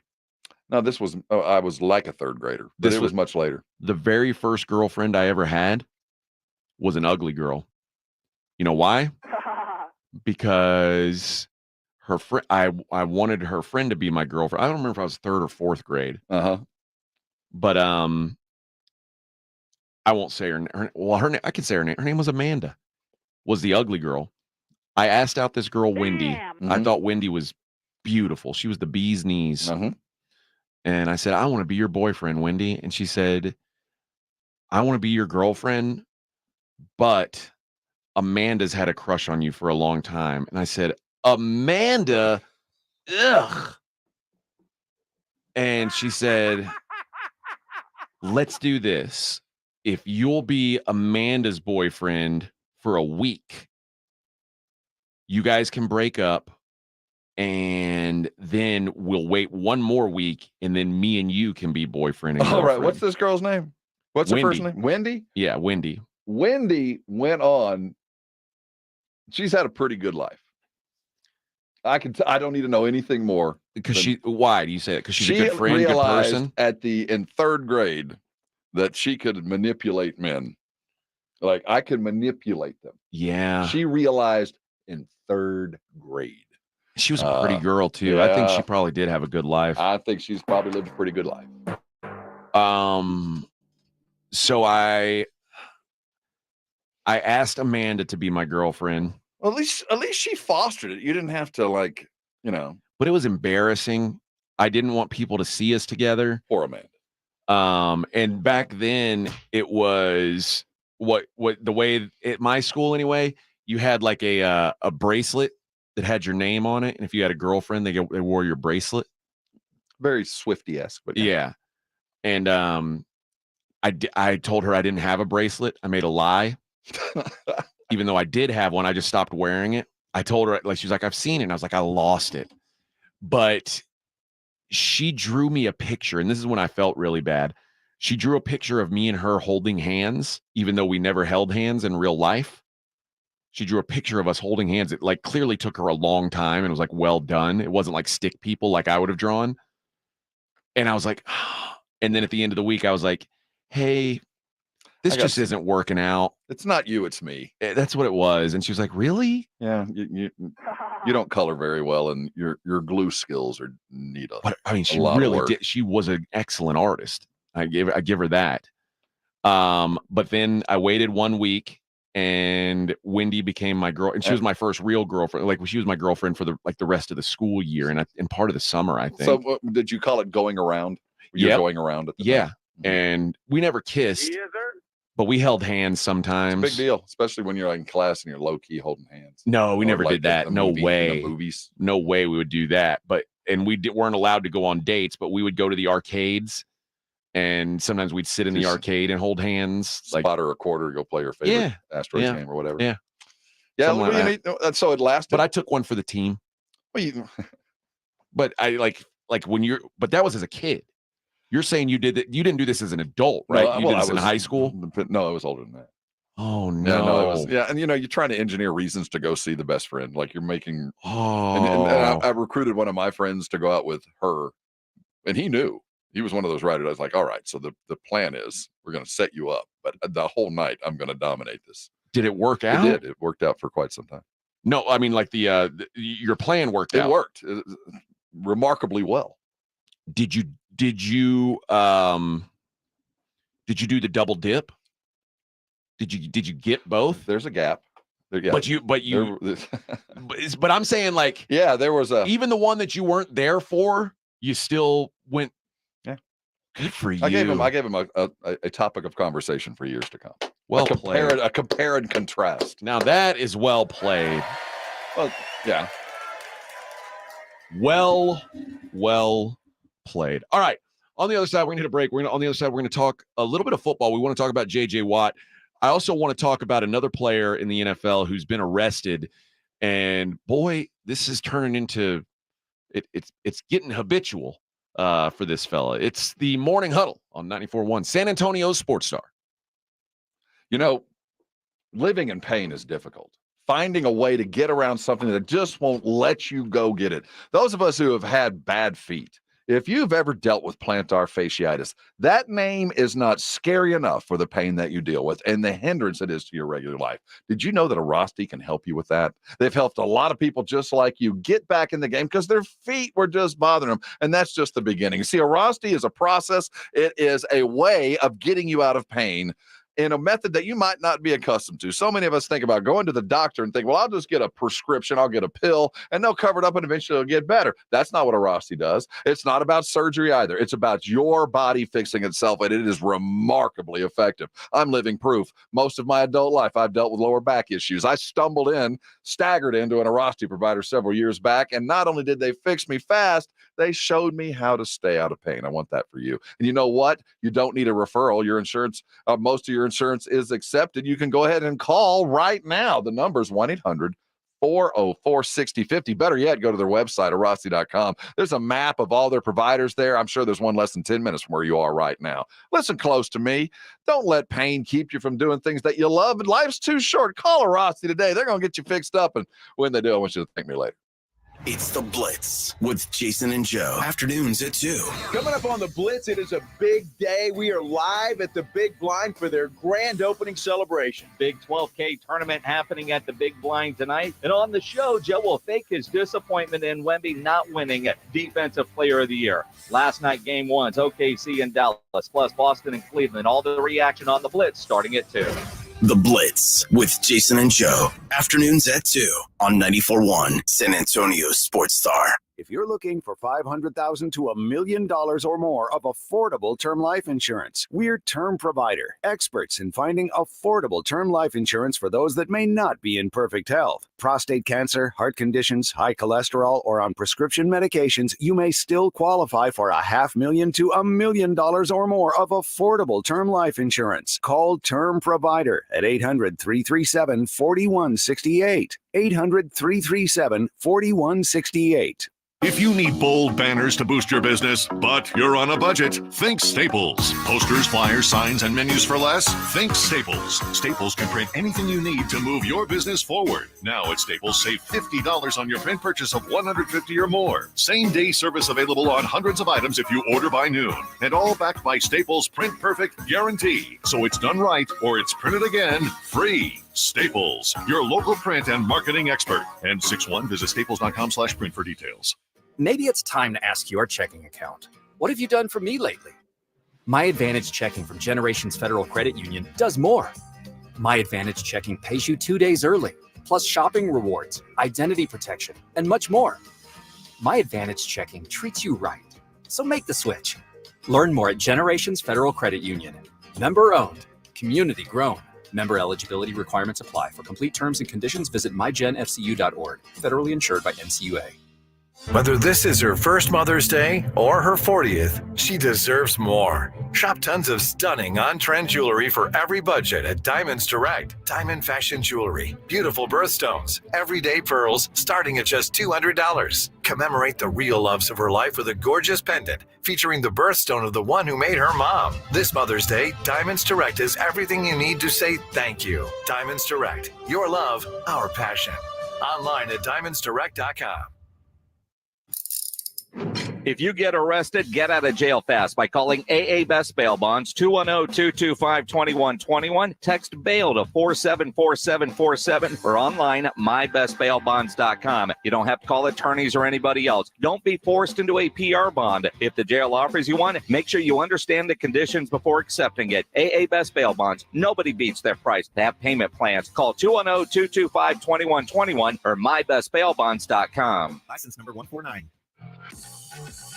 Hey, it's Rob Thompson here for my favorite game app. It is Prize Picks, America's #1 fantasy sports app. Heck, I'm just one of 3 million active users. They're the easiest to play. They're the most exciting way to play your daily fantasy sports. And it's unlike other apps. On Prize Picks, it's just you against the numbers. You're a fantasy player. You know when it's more. You know when it's less. Up to 100 times your money according to how you play it. $1,000 on basketball, hockey, and college basketball entries. Today is the time to play. play. You can turn $10 into big money quick. The biggest moments in professional basketball are happening right now, and it's no fun unless you're playing. Go to Prize Picks right now and remember the code Alamo for your first deposit match of up to $100. That's the code Alamo. Prize Picks. Fantasy, you're playing already. Go win. Download the Prize Picks app. Use the code Alamo, and up to $100 deposit match is coming. Prize Picks. Pick more. Pick less. It's that easy. It's the Morning Huddle with AJ Hoffman and Rob Thompson. This is a song. This has a Rocky feel to it, like a little bit of. I keep thinking, oh, this feels like a skateboarding or video game movie. You're riding with Tubbs down the Miami. I know we can't play it again because it's a rotator, but that's what I was talking about. It's the 9 o'clock hour. The rotator. You have a discerning ear, man. I hadn't heard that. Yeah, that was my jam. All right, you want to see Steel Panther? Yeah, you do. You can see them May 18th. They're going to be at the Aztec Theater. You can win a pair of tickets to see Steel Panther live at the Aztec Theater on May 18th. Let's do caller number 5. If you're a loser and don't win, you can still get tickets at livenation.com. You're not a loser to us. You're just a loser in the free ticket giveaway. One of Steel Panther's big songs is one we all enjoy. Asian Hooker. It's what? Asian Hooker. Asian Hooker. One of their big hits, along with the Glory Hole and Girl from Oklahoma. Those are all those songs sound the same to me. And having never heard them, never heard them, but they all sound the same to me. All right. We teased a little bit about this JJ Watt thing, the bat signal. How do you take this? Because my initial thought, if I weren't someone who'd been around JJ, my first thought would be he's like a glory hog. Like he just wants to be in the spotlight, and he is desperate to keep his name in people's minds. I think you're absolutely right. It's not a character flaw, unless you decide to make it one. But that is Jared. That is JJ. That was my thought. But I feel like there's also the aspect of because he and D'Amico are friends. Yeah. And he loves the city of Houston. And he's like, you know what? If it gets close and I can help put us there, I want to help put us there. Do you think that's his motivation? That's what I'm for saying. them As someone who knows JJ, I could see like JJ likes being a star, but JJ is also like a team to the core dude, and he's the kind of guy you could say, hey, will you drive? Will you rent a car and drive with me to Albuquerque? And he'd be like, let's do it, man. Let's do it. I'll do it. So I can get you. laid. Yep. Thanks, JJ. Like that'd be what he'd do. So I get I'll agree, but just go with that analogy. I get the sense that he would go with you, and you'd think he was doing it for you, but he had an alternate motive. Like, you know what? I needed to go to Albuquerque anyway. He might, and he might want to. I know he's not worried about the paycheck aspect of it, because he's basically saying, I'll pay for whatever you guys decide to pay me. But he would love the idea of having a ring. And we've seen other examples of guys brought in. Von Miller was brought in late, although he was already on a team. But when Von Miller got brought in by the Rams, it was like he made an impact. I think JJ's saying, I can't do it for a whole year at this point. But if you're close and you're a player away and feel like I can put you over, week 10, and you need someone for the stretch, let's see what it is. I'd have to have a serious conversation with him, because the team you're joining is not the team that you left. This is not your team. No, you're right. You're a long way from that. You are a sidebar, an important part, not for sure, but you're a sidebar, and you're not the first interview. In fact, I'm going to keep you from being the first interview. Yeah, but you know what is appealing? I know. HEB, does he still do HEB commercials there? I wouldn't be surprised. Oh, yeah. See, that crap, now D'Amico's got to balance other egos, and JJ fills a room I mean, yes, he will fill every space that's available. I would take him. My job as head coach or GM is to acquire the most talent possible for the least amount of money spent. That's my job. And if I can get J.J. Watt in for a little bit of money and get something out of him, you are required to do it. And you're not going to get a defensive player of the year level guy. No. But you're going to get I would say, above replacement level guy for below replacement level money. And the idea that what he could do to help a guy like Will Anderson, who I think is going to be a star. I really think he's very, very good. But if you make someone say, okay, well, we either got to double Will or just like not worry about JJ. Like I think there's a recipe there that could give some teams trouble. So I understand the appeal. But there's only so much bandwidth. For both, media and growth, and every snap he takes is a snap somebody else doesn't get. That's true. There's all those. And things. JJ's not going to be around for the future, and he's going to demand, and he will, and fans are going to be begging for more. And very importantly, this isn't a team that's arrived. Exactly. This is a team that's trying to get there. You know what I mean? They're further along in the process than say like the Spurs, who we've been talking about. No, they've got their pieces, and you got to mind those, and you got to protect them, and you got to grow them, and you got to garner them. And sometimes you add more talent, but you take away team. This would be like the Thunder. True. Where the Thunder are right now. If they said, hey, let's go get Kevin Durant. You're like, no, man, you don't do that. Or, because that Kevin Durant still there. You're still there. How about Russell Westbrook? There you go. Washed. Russ is like, I want to come play with you guys, and I'll do it for basically no money, but it's like, is it worth it? I don't know. Like, if JJ was still playing at 3-4 years ago JJ level, then yeah, of course. But that's not what he is.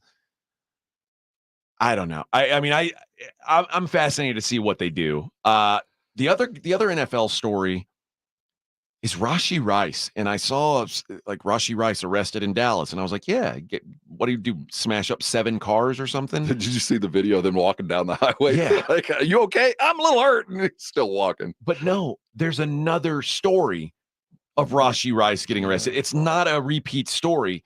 He's been arrested again in Dallas. It's Chiefs Rashee Rice arrested in Dallas. I'm like, yeah, no, different story. Alleged assault that injured a man at a Dallas nightclub earlier this week. That was reported to the Dallas Morning News on Tuesday. There were officers dispatched to a nightclub after reports of an assault. Went to the hospital, non-life-threatening injuries, including swelling on one side of the face, which would usually, I'm not a scientist, but it would indicate a punch to the face. Sounds like a small tussle. But again, even if it's not a big deal, but what are we doing? He's spiraling. I don't know the kid, and that on its face, 21-year-old millionaire in the offseason gets in a tussle in a club. I don't give a crap. But this is a guy who's coming off this. He will not be in the league. The Kansas City's done. The problem is he's kind of been the guy who's it was like, well, we don't have any wide receivers. Well, maybe we have one. Well, they don't have him. He's done. Like, I mean, what he's blossoming into something there, and now I don't think they can deal with this. Well, keep in mind, going to Kansas City, where he's a Kansas City wide receiver. Yeah. Well, keep in mind what went on in Kansas City with the head coach's son. You cannot, anybody with the Kansas City Chiefs cannot be seen in the same room with anybody who's been in trouble for drinking, driving, or fighting. You can't. I think you're right. And here's the truth of it. And the Chiefs will never say this, but if I were the Chiefs, I'd look at it like this. Does it really matter? Like, he's a replaceable part because Patrick Mahomes can make a million different guys look like this guy. Yeah. And they won't be dumb. Like, let's go find another Joe Blow off the street, put him out there with Patrick Mahomes, and he'll turn him into something. You know, it's kind of like what Brady used to do with, there's a short white wide receiver. We'll turn him into something. Amendola, he's gone. Well, how about this Edelman? We'll turn him into something. Yeah, whoever it is, they'll turn him into something. But this is Rashee Rice now, the same dude who was arrested in March. So not even 2 months ago for a 7-car crash. And he's already facing aggravated assault charges, fleeing from police charges. Well, it was a walk. He wasn't running. He was limping. Yeah. 119 miles per hour. What a guy. Well, the smartest thing this cat has done in the last month was lease that Lamborghini, and he didn't own the one. It was a lease he wrecked. It wasn't his own. Oh, jeez, man. I don't know. I don't know what they're going to do. The other guy who got arrested was Jamal Charlo, the unbeaten, the better of the two Charlo brothers, not the one that Canelo was he in beat. Houston when I think so. pulled? Yeah, DWI, 0.18, fled from the cops and has now been stripped of his titles. Since when is that a strippable offense? Well, this is boxing. I thought you get away with a lot of stuff. I thought he got a bonus. Yeah, so not sure what the deal is, but it's not like he's going to be banished from boxing forever. Taking your title? What? Yeah, that's a weird thing. You got to earn it back, pal. I remember watching title fights or fights in prison. Yeah. And you're taking my title? Okay. Yeah, it doesn't take long to come back from controversy in the world of boxing. All right, let's hit our last break. When we come back, we're going to hit the daily lines and figure out how to make some money today. See who's betting on what. Not as many games tonight, but like I said, we split the basketball games yesterday. We'll talk about that game tonight and get back to how the officials may impact this thing. It is 94.1 San Antonio Sports Star. San Antonio Sports Star. When was the last time you went to the dentist? Need a new dentist? Hi, Jason Minix here. Go see my dentist at Smile Structure Dentistry and Braces. Smile Structure can handle all your dentistry to oral surgery, orthodontics for the kids, or Invisalign for adults. Mention this ad, get a free exam and x-rays. Veteran owned with 5 San Antonio area locations. Learn more and book an appointment online at smilestructure.com. That's smilestructure.com. I lock up my Old Spice Fiji aluminum-free dry spray to keep that 24/7 lasting freshness safe for myself. Fresh coconuts, palm trees in the wind. It's like catching waves in Fiji. Actually, I just talked myself into a refreshing spritz of Fiji. My Old Spice is missing! No! Drivers who switch and save with Progressive could save hundreds, which could be life-changing. I mean, you could put that money towards that zero-turn lawnmower you've always wanted. And after using its edge-shaping technology to meticulously sculpt the face of the Mona Lisa into your grass, you'll become the undisputed king of Saturday morning lawn care, leaving your neighbor and sworn enemy Gary to question his place in the delicate neighborhood ecosystem. And it's all because you could save money switching at Progressive.com. Progressive Casualty Insurance Company and affiliates, not available in all states. Every day, Cintas service reps help businesses get ready for the workday. They provide freshly laundered workwear delivered every week. Mats, mops, restroom and cleaning supplies. First aid and safety products to help your employees stay safe. They even test and inspect fire extinguishers and emergency lights. Cintas helps keep your business running smoothly. See what Cintas can do for you. Visit Cintas.com. Oh, I'm ready! And get ready for the workday. Listen to this station anytime, anywhere on Odyssey. Odyssey is your new audio home for all the music, news, sports, and podcasts that matter to you. Odyssey. That's AUDACY. Need assistance with door and window projects? The Home Depot can help. From inspiration and materials to ordering and installation, our free Millwork virtual apron service can get you moving and doing. Plus, we speak Spanish too. Our associates can help you tackle complex jobs without you leaving the job site, saving you time and money. Call us at 1-833-HD-APRON or visit homedepot.com/MVA. The Home Depot, how doers get more done. Hey guys, don't be that dad without life insurance. When thanks to Ethos, you can be that great dad with life insurance to help keep his family living exactly like they do now, secure and protected in the event of the unexpected. With a fast and easy online experience, some policies as low as $1 a day and up to $2 million in coverage with no medical exam, just a few health questions. Ethos makes getting life insurance protection hassle-free.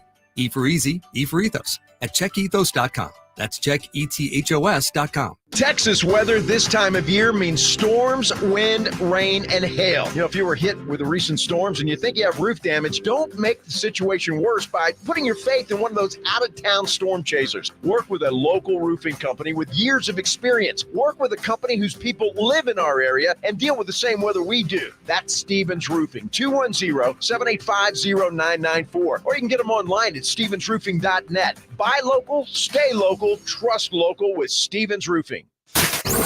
This is Jason Minix from The Blitz, and you're listening to 94.1 San Antonio Sports Star.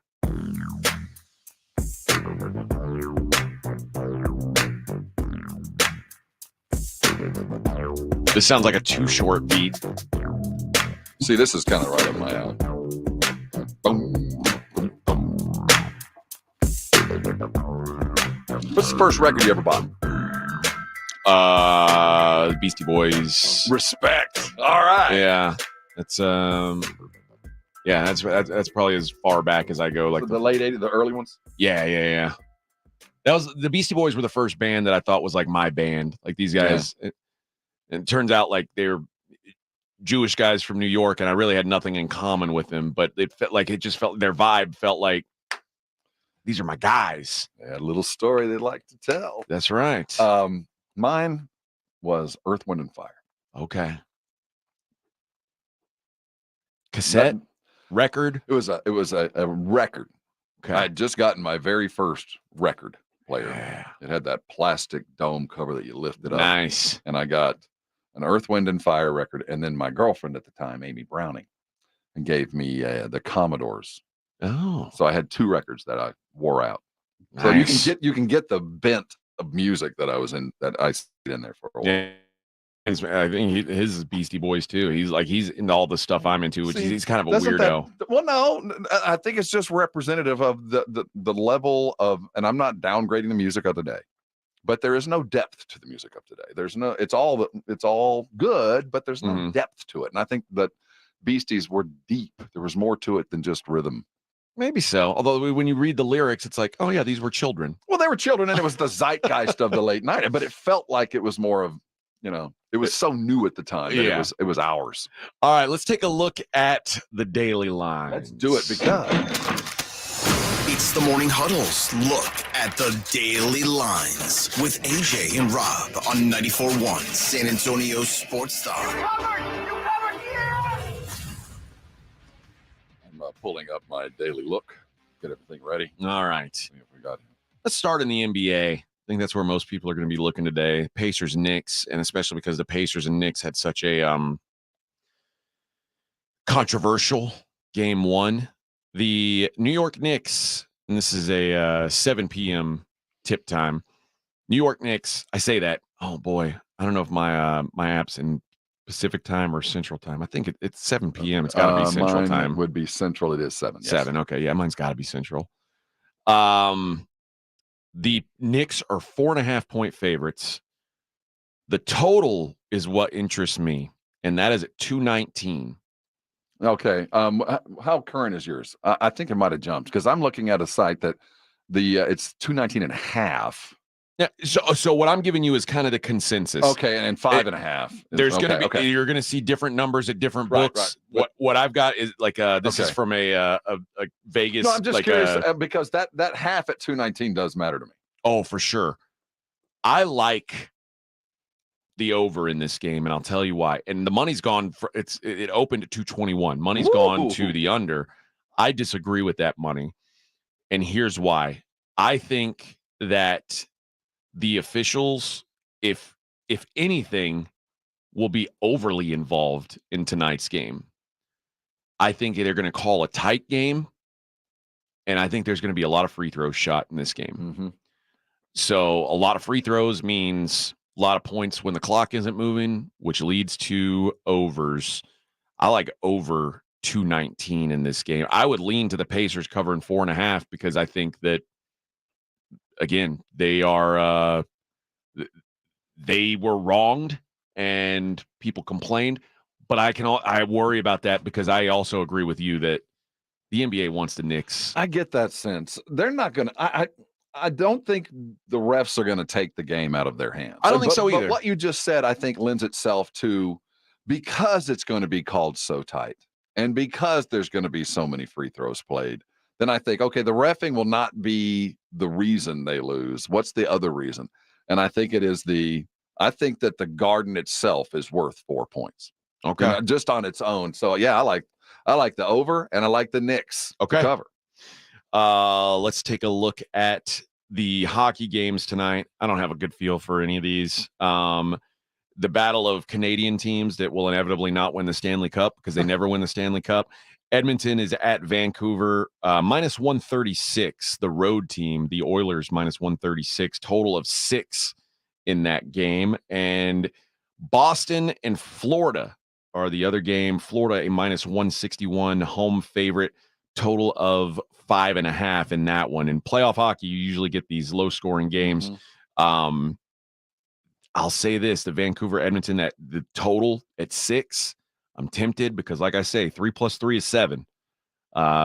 You get one of these games where, especially where the road team's favored. I like that because usually those mean the game's going to be tight. Like the road team's obviously better. You count in the home ice edge. Maybe we get some overtime, and if you get overtime, you're going to feel real good having that over 6 in your pocket. Okay, so tell me how you would bet the game. I don't know how to bet this. So if I was going to go and just say, call a friend of mine who would take some of my money, what would be the way that I would bet this? Because I have never once bet a hockey game. You would say 37, which is the rotation number. Okay. Edmonton, Vancouver, over. And that's okay. So, but that's all I'm worried about. I'm not worried about money line or anything. You just take the over at 7. Yep. That's what I would do. So my gut says that's high. No, the over 6. In this game, the total 6. That's why I said 3 + 3 = 7. So if it goes to overtime tied at 6, I see what you're going to win. Gotcha. So but yeah, the total 6. That's why I say it's a low total, but playoff totals are always low. But I do think that I think we could see a little some extra hockey. We saw a lot of extra hockey yesterday. Do the rules of hockey kind of create that extra time in the playoffs? Just the way the game is played, that it just seems like overtime is just a staple in playoff hockey.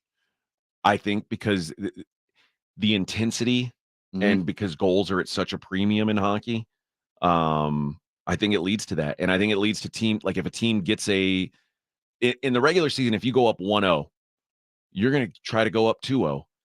In the playoffs, you go up 1-0, you try and maintain that 1-0. And the Stars are masterful at that, although they had a 3-0 lead and they've melted it. I can't believe that they blew that lead. That's crazy to me.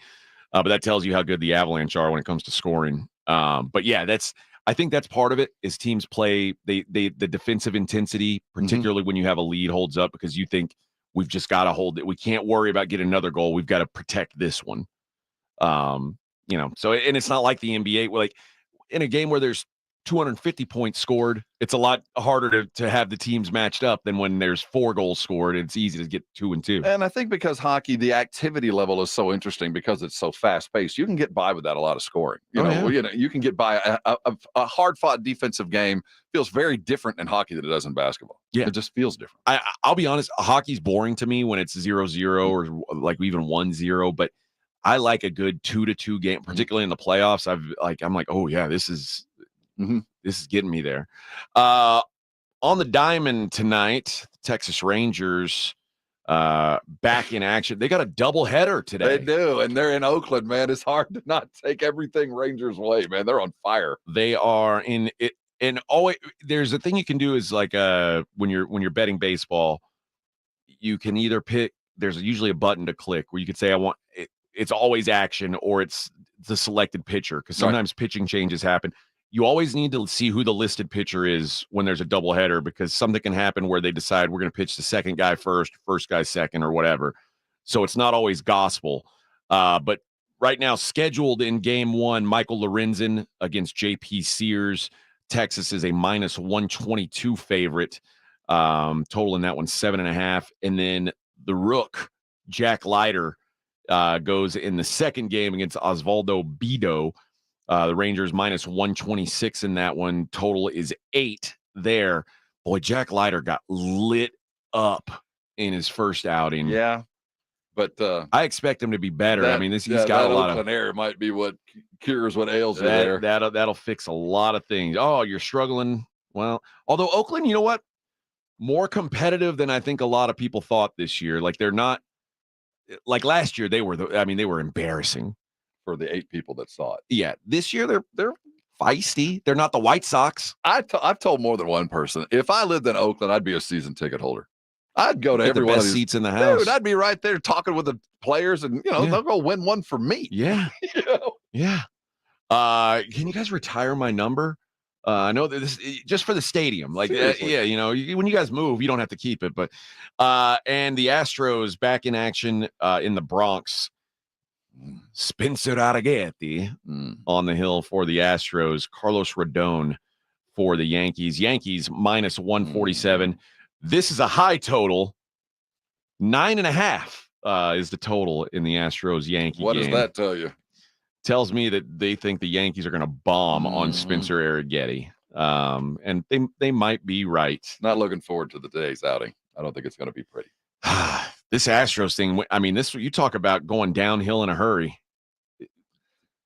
They're going to be able to rest on their laurels for the next couple of weeks because, first of all, Houston fans' attention are kind of elsewhere right now as they're basking in the glory of the Texans. And but after the Texans camp gets going and they go away for that middle of June, and when the Astros fans kind of fixate, like, okay, what's going on with Astros? And they look and they say, we're last. We're still in last. We were told we were rounding the bend. So I do think they've got a little bit of time to, and there's so much understanding of how to win baseball games in that building. I mean, there's more understanding of how to win a game than there is talent, but I'll take the how to win it over the talent early in the year. 12 wins. It's hard to fathom, really. 12 wins. It just doesn't feel real. The only teams worse than them, the White Sox, who are worse than everybody. 8-28, the White Sox. Oh my God. And I saw the Rockies have been behind in every game. They're the first Major League Baseball team to be behind in every game they started the season for like 2025. They had been behind literally in every game they started from the beginning of the season. My goodness. And then the Marlins are 10-28. But the Astros, if you had told me coming into the season that we'd be at the quarter pole and the Astros would be 4 games behind Oakland, that would have been just unfathomable to me. Well, that's why they have the wild card. You don't have to be great; you just got to get close. Yeah. But they are in dead ass last. You're behind the Angels. You're a half game behind the Angels, 4 games behind Oakland, and then Rangers and Mariners are 7.5, 8 games ahead of the Astros right now. Just a gross start to the season, man. The A's will take care of themselves, and the Astros will be in it late. The Astros have still scored 154 runs. I mean, their offense is going to keep them in some things, but they've got to figure out this pitching. The Josh Hader, their high-priced offseason acquisition closer. First of all, you got to be winning games to close them. But even when he's out there, he's getting shelled. So they got a lot of problems. But I'm with you. The talent says they're going to finish ahead of the Angels. They're going to finish ahead of the A's. Will they catch up to the Mariners and the Rangers? I don't think so at this point. Those are pretty good teams, pretty good lineups. The imminent expectation of the Rangers collapse in July. I don't know if that's still a thing. The Bochy's around, but there's still that lingering. It's still the Rangers. It's going to get hot. And they're going to wear out, and it'll crash. But so far, man, there's so much offense that there appears no slowing. That's why I think the Astros are going to keep Tucker around. They're going to have to stay competitive, and they'll find a way before the deadline to add something here. The Astros are in an arms race. They know it. Speaking of those Mariners, they'll be the random team that I'll mention today. George Kirby pitching for the Mariners at Minnesota. Big Slim George Kirby. The Mariners or the Twins need walks to get offense. They need you to be a little wild. They are very patient lineup. George Kirby doesn't walk anybody. And that makes it very difficult if you're a team that relies on getting on base for free. George Kirby won't let you on base for free. Of course, I live in Texas. I can't legally wager here.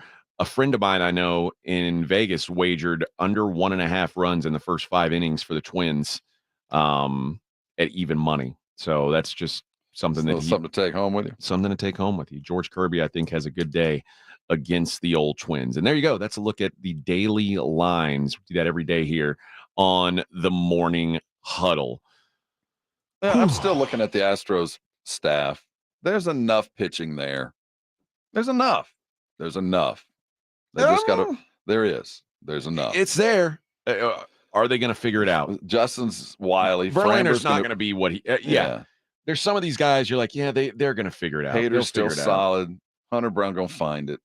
I'm not worried. Okay. I'm going to talk myself back off the ledge. We'll talk 1st of June. We didn't really get into, and I know there was a lot of people. I guess maybe there were people who thought that Wembanyama was going to win the Defensive Player of the Year.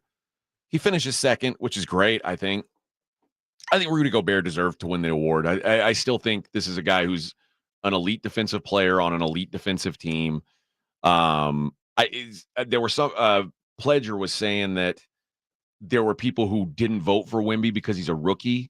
I think that's lame if that's the case. I think it's not about being a rookie. I think the idea of this award, you win the year before, and Wemby didn't have a year before. Yeah. And I think that's more about than the rookie. I think they would have happily given it to him if there wasn't, because he was so far ahead of everybody else. If it wasn't for Rudy, they should name the trophy after him. I mean, seriously, there's nobody ever done that before. Now, Wemby might get 5. Nope. There's 2 other guys who have done 4. Who was that? Dikembe Mutombo has 4. Well, then let's name it after him. Actually. Ben Wallace has 4. So he's the 3rd guy in history to have 4 Defensive Player of the Year awards. For Ben to win it in a time when defense was the name of the NBA, he doesn't come first to mind of defense, does he? But he did more with Absolutely. This wasn't like one of these 7'4" guys. He was just a dog, man. So we wave goodbye to. I think Gobert is a victim of his personality too. I think people just don't like him, and they apply that to how they want to vote when he's obviously deserved it. Opponents shot 21% from inside the restricted area when Gobert was on the court, which would have ranked by far the lowest on any team this season. Jumped to 27% when he was off the floor, which would have been the 6th best. Really? Yeah. So he did a good job when he was in there. Held opponents to 56% on dunk and layup attempts. The Timberwolves did. That's the lowest rate in the NBA. So, but a lot of this is a team that prioritized defense. It's funny you said that, the dunk percentage, because when I think of Minnesota, I think of how hard it is just to get to the rim, just to get there. And you're already battered by the time you've arrived, and then you got Gobert waiting on you. There's levels and levels of defense. So only one award left to give out for the regular season. A big one. And that's the MVP. And we will see. I think we kind of know, but we will see if anyone challenges Jokic to win that trophy. I don't think they will. For those who didn't know, most improved player, Tyrese Maxey, we made fun of that award. 6th man of the year was Naz Reid. Steph Curry, the clutch player of the year. Mark Dagnall, the coach of the year. Brad Stevens, executive of the year. I think Brad Stevens is like if I could pick a basketball guy to have on my plate, that's who I'd want. I think he's probably a top 5 coach of basketball in the world. And he's a brilliant front office guy. Like, they really hit a home run getting him there. Mike Conley, best teammate. Alex Caruso, Hustle Award. Rudy Gobert, Defensive Player of the Year. Where are we? Are we at like the 6th grade awards dinner? Hustle Award, really? And Victor Wembanyama, the Rookie of the Year. So that's where we're at now. Who got team mom? I think Steph's mom probably still strong. All these years later, still strong. Steph's mom. Larsa Pippen? Poor Scott. The team mom we all want, right? Poor Scott Pippen. He just you talk about wrong things in the world. There's some wrong things there, man. If I had told you in 1994 that at some point in the future, Scottie Pippen's ex-wife would be dating Michael Jordan's son, that's just what's your response be, man? And especially when the Last Dance came out and Jordan basically just kind of, you could tell he's no longer Team Scottie. It's just salt in the wound. It's like, poor Scottie Pippen, like, he's just like, there was, and almost as soon as Jordan, after that came out, it felt like Scottie Pippen's reputation started to go down. Like, he wasn't as important as we thought. Wow. Like, if Jordan had said, man, I couldn't have done anything without Scottie, and instead he's like, Scottie was fine. And he could have set Scottie up for life. He could, and it wouldn't have taken any shine off of Michael, and he chose not to. He chose not to. And man, it feels like the whole Scottie Pippen experience has gone downhill since then. And it feels like he collapsed on himself. Like, that was just kind of it. You know, like, okay, that's it. It's like OJ when he moved to Miami. Like, all right, I'm gonna cut loose if that's what you think of me. And now the dude's kid is banging my wife. What are we doing here? Come on. That's like Shakespeare, man. That is a Shakespearean tragedy. Brutal. All right, man. Card House tonight. Yeah, we're going to be out there. There's a big tournament going on. I might play in it. I'm not sure, but I'll be out there with Jason and Joe. They're live at the Big Blind starting at 2. There's a 12K tournament at 6:15, and they got tournaments all weekend long. So we'll see. We'll see how it works out. But I'm going to be out there with Jason and Joe for a little while. What am I, at 3 or 4? Do we know? We are at 3 o'clock. 3 o'clock. I'll be out there. So at least 3 to 4, and then we'll see how tired I am if I get a nap today. Day 3 in the books. That's 3 W's in a row. I'll take it, man. Keep stacking them. We are stacking them here on the Morning Huddle. 94.1 San Antonio's Sports Star.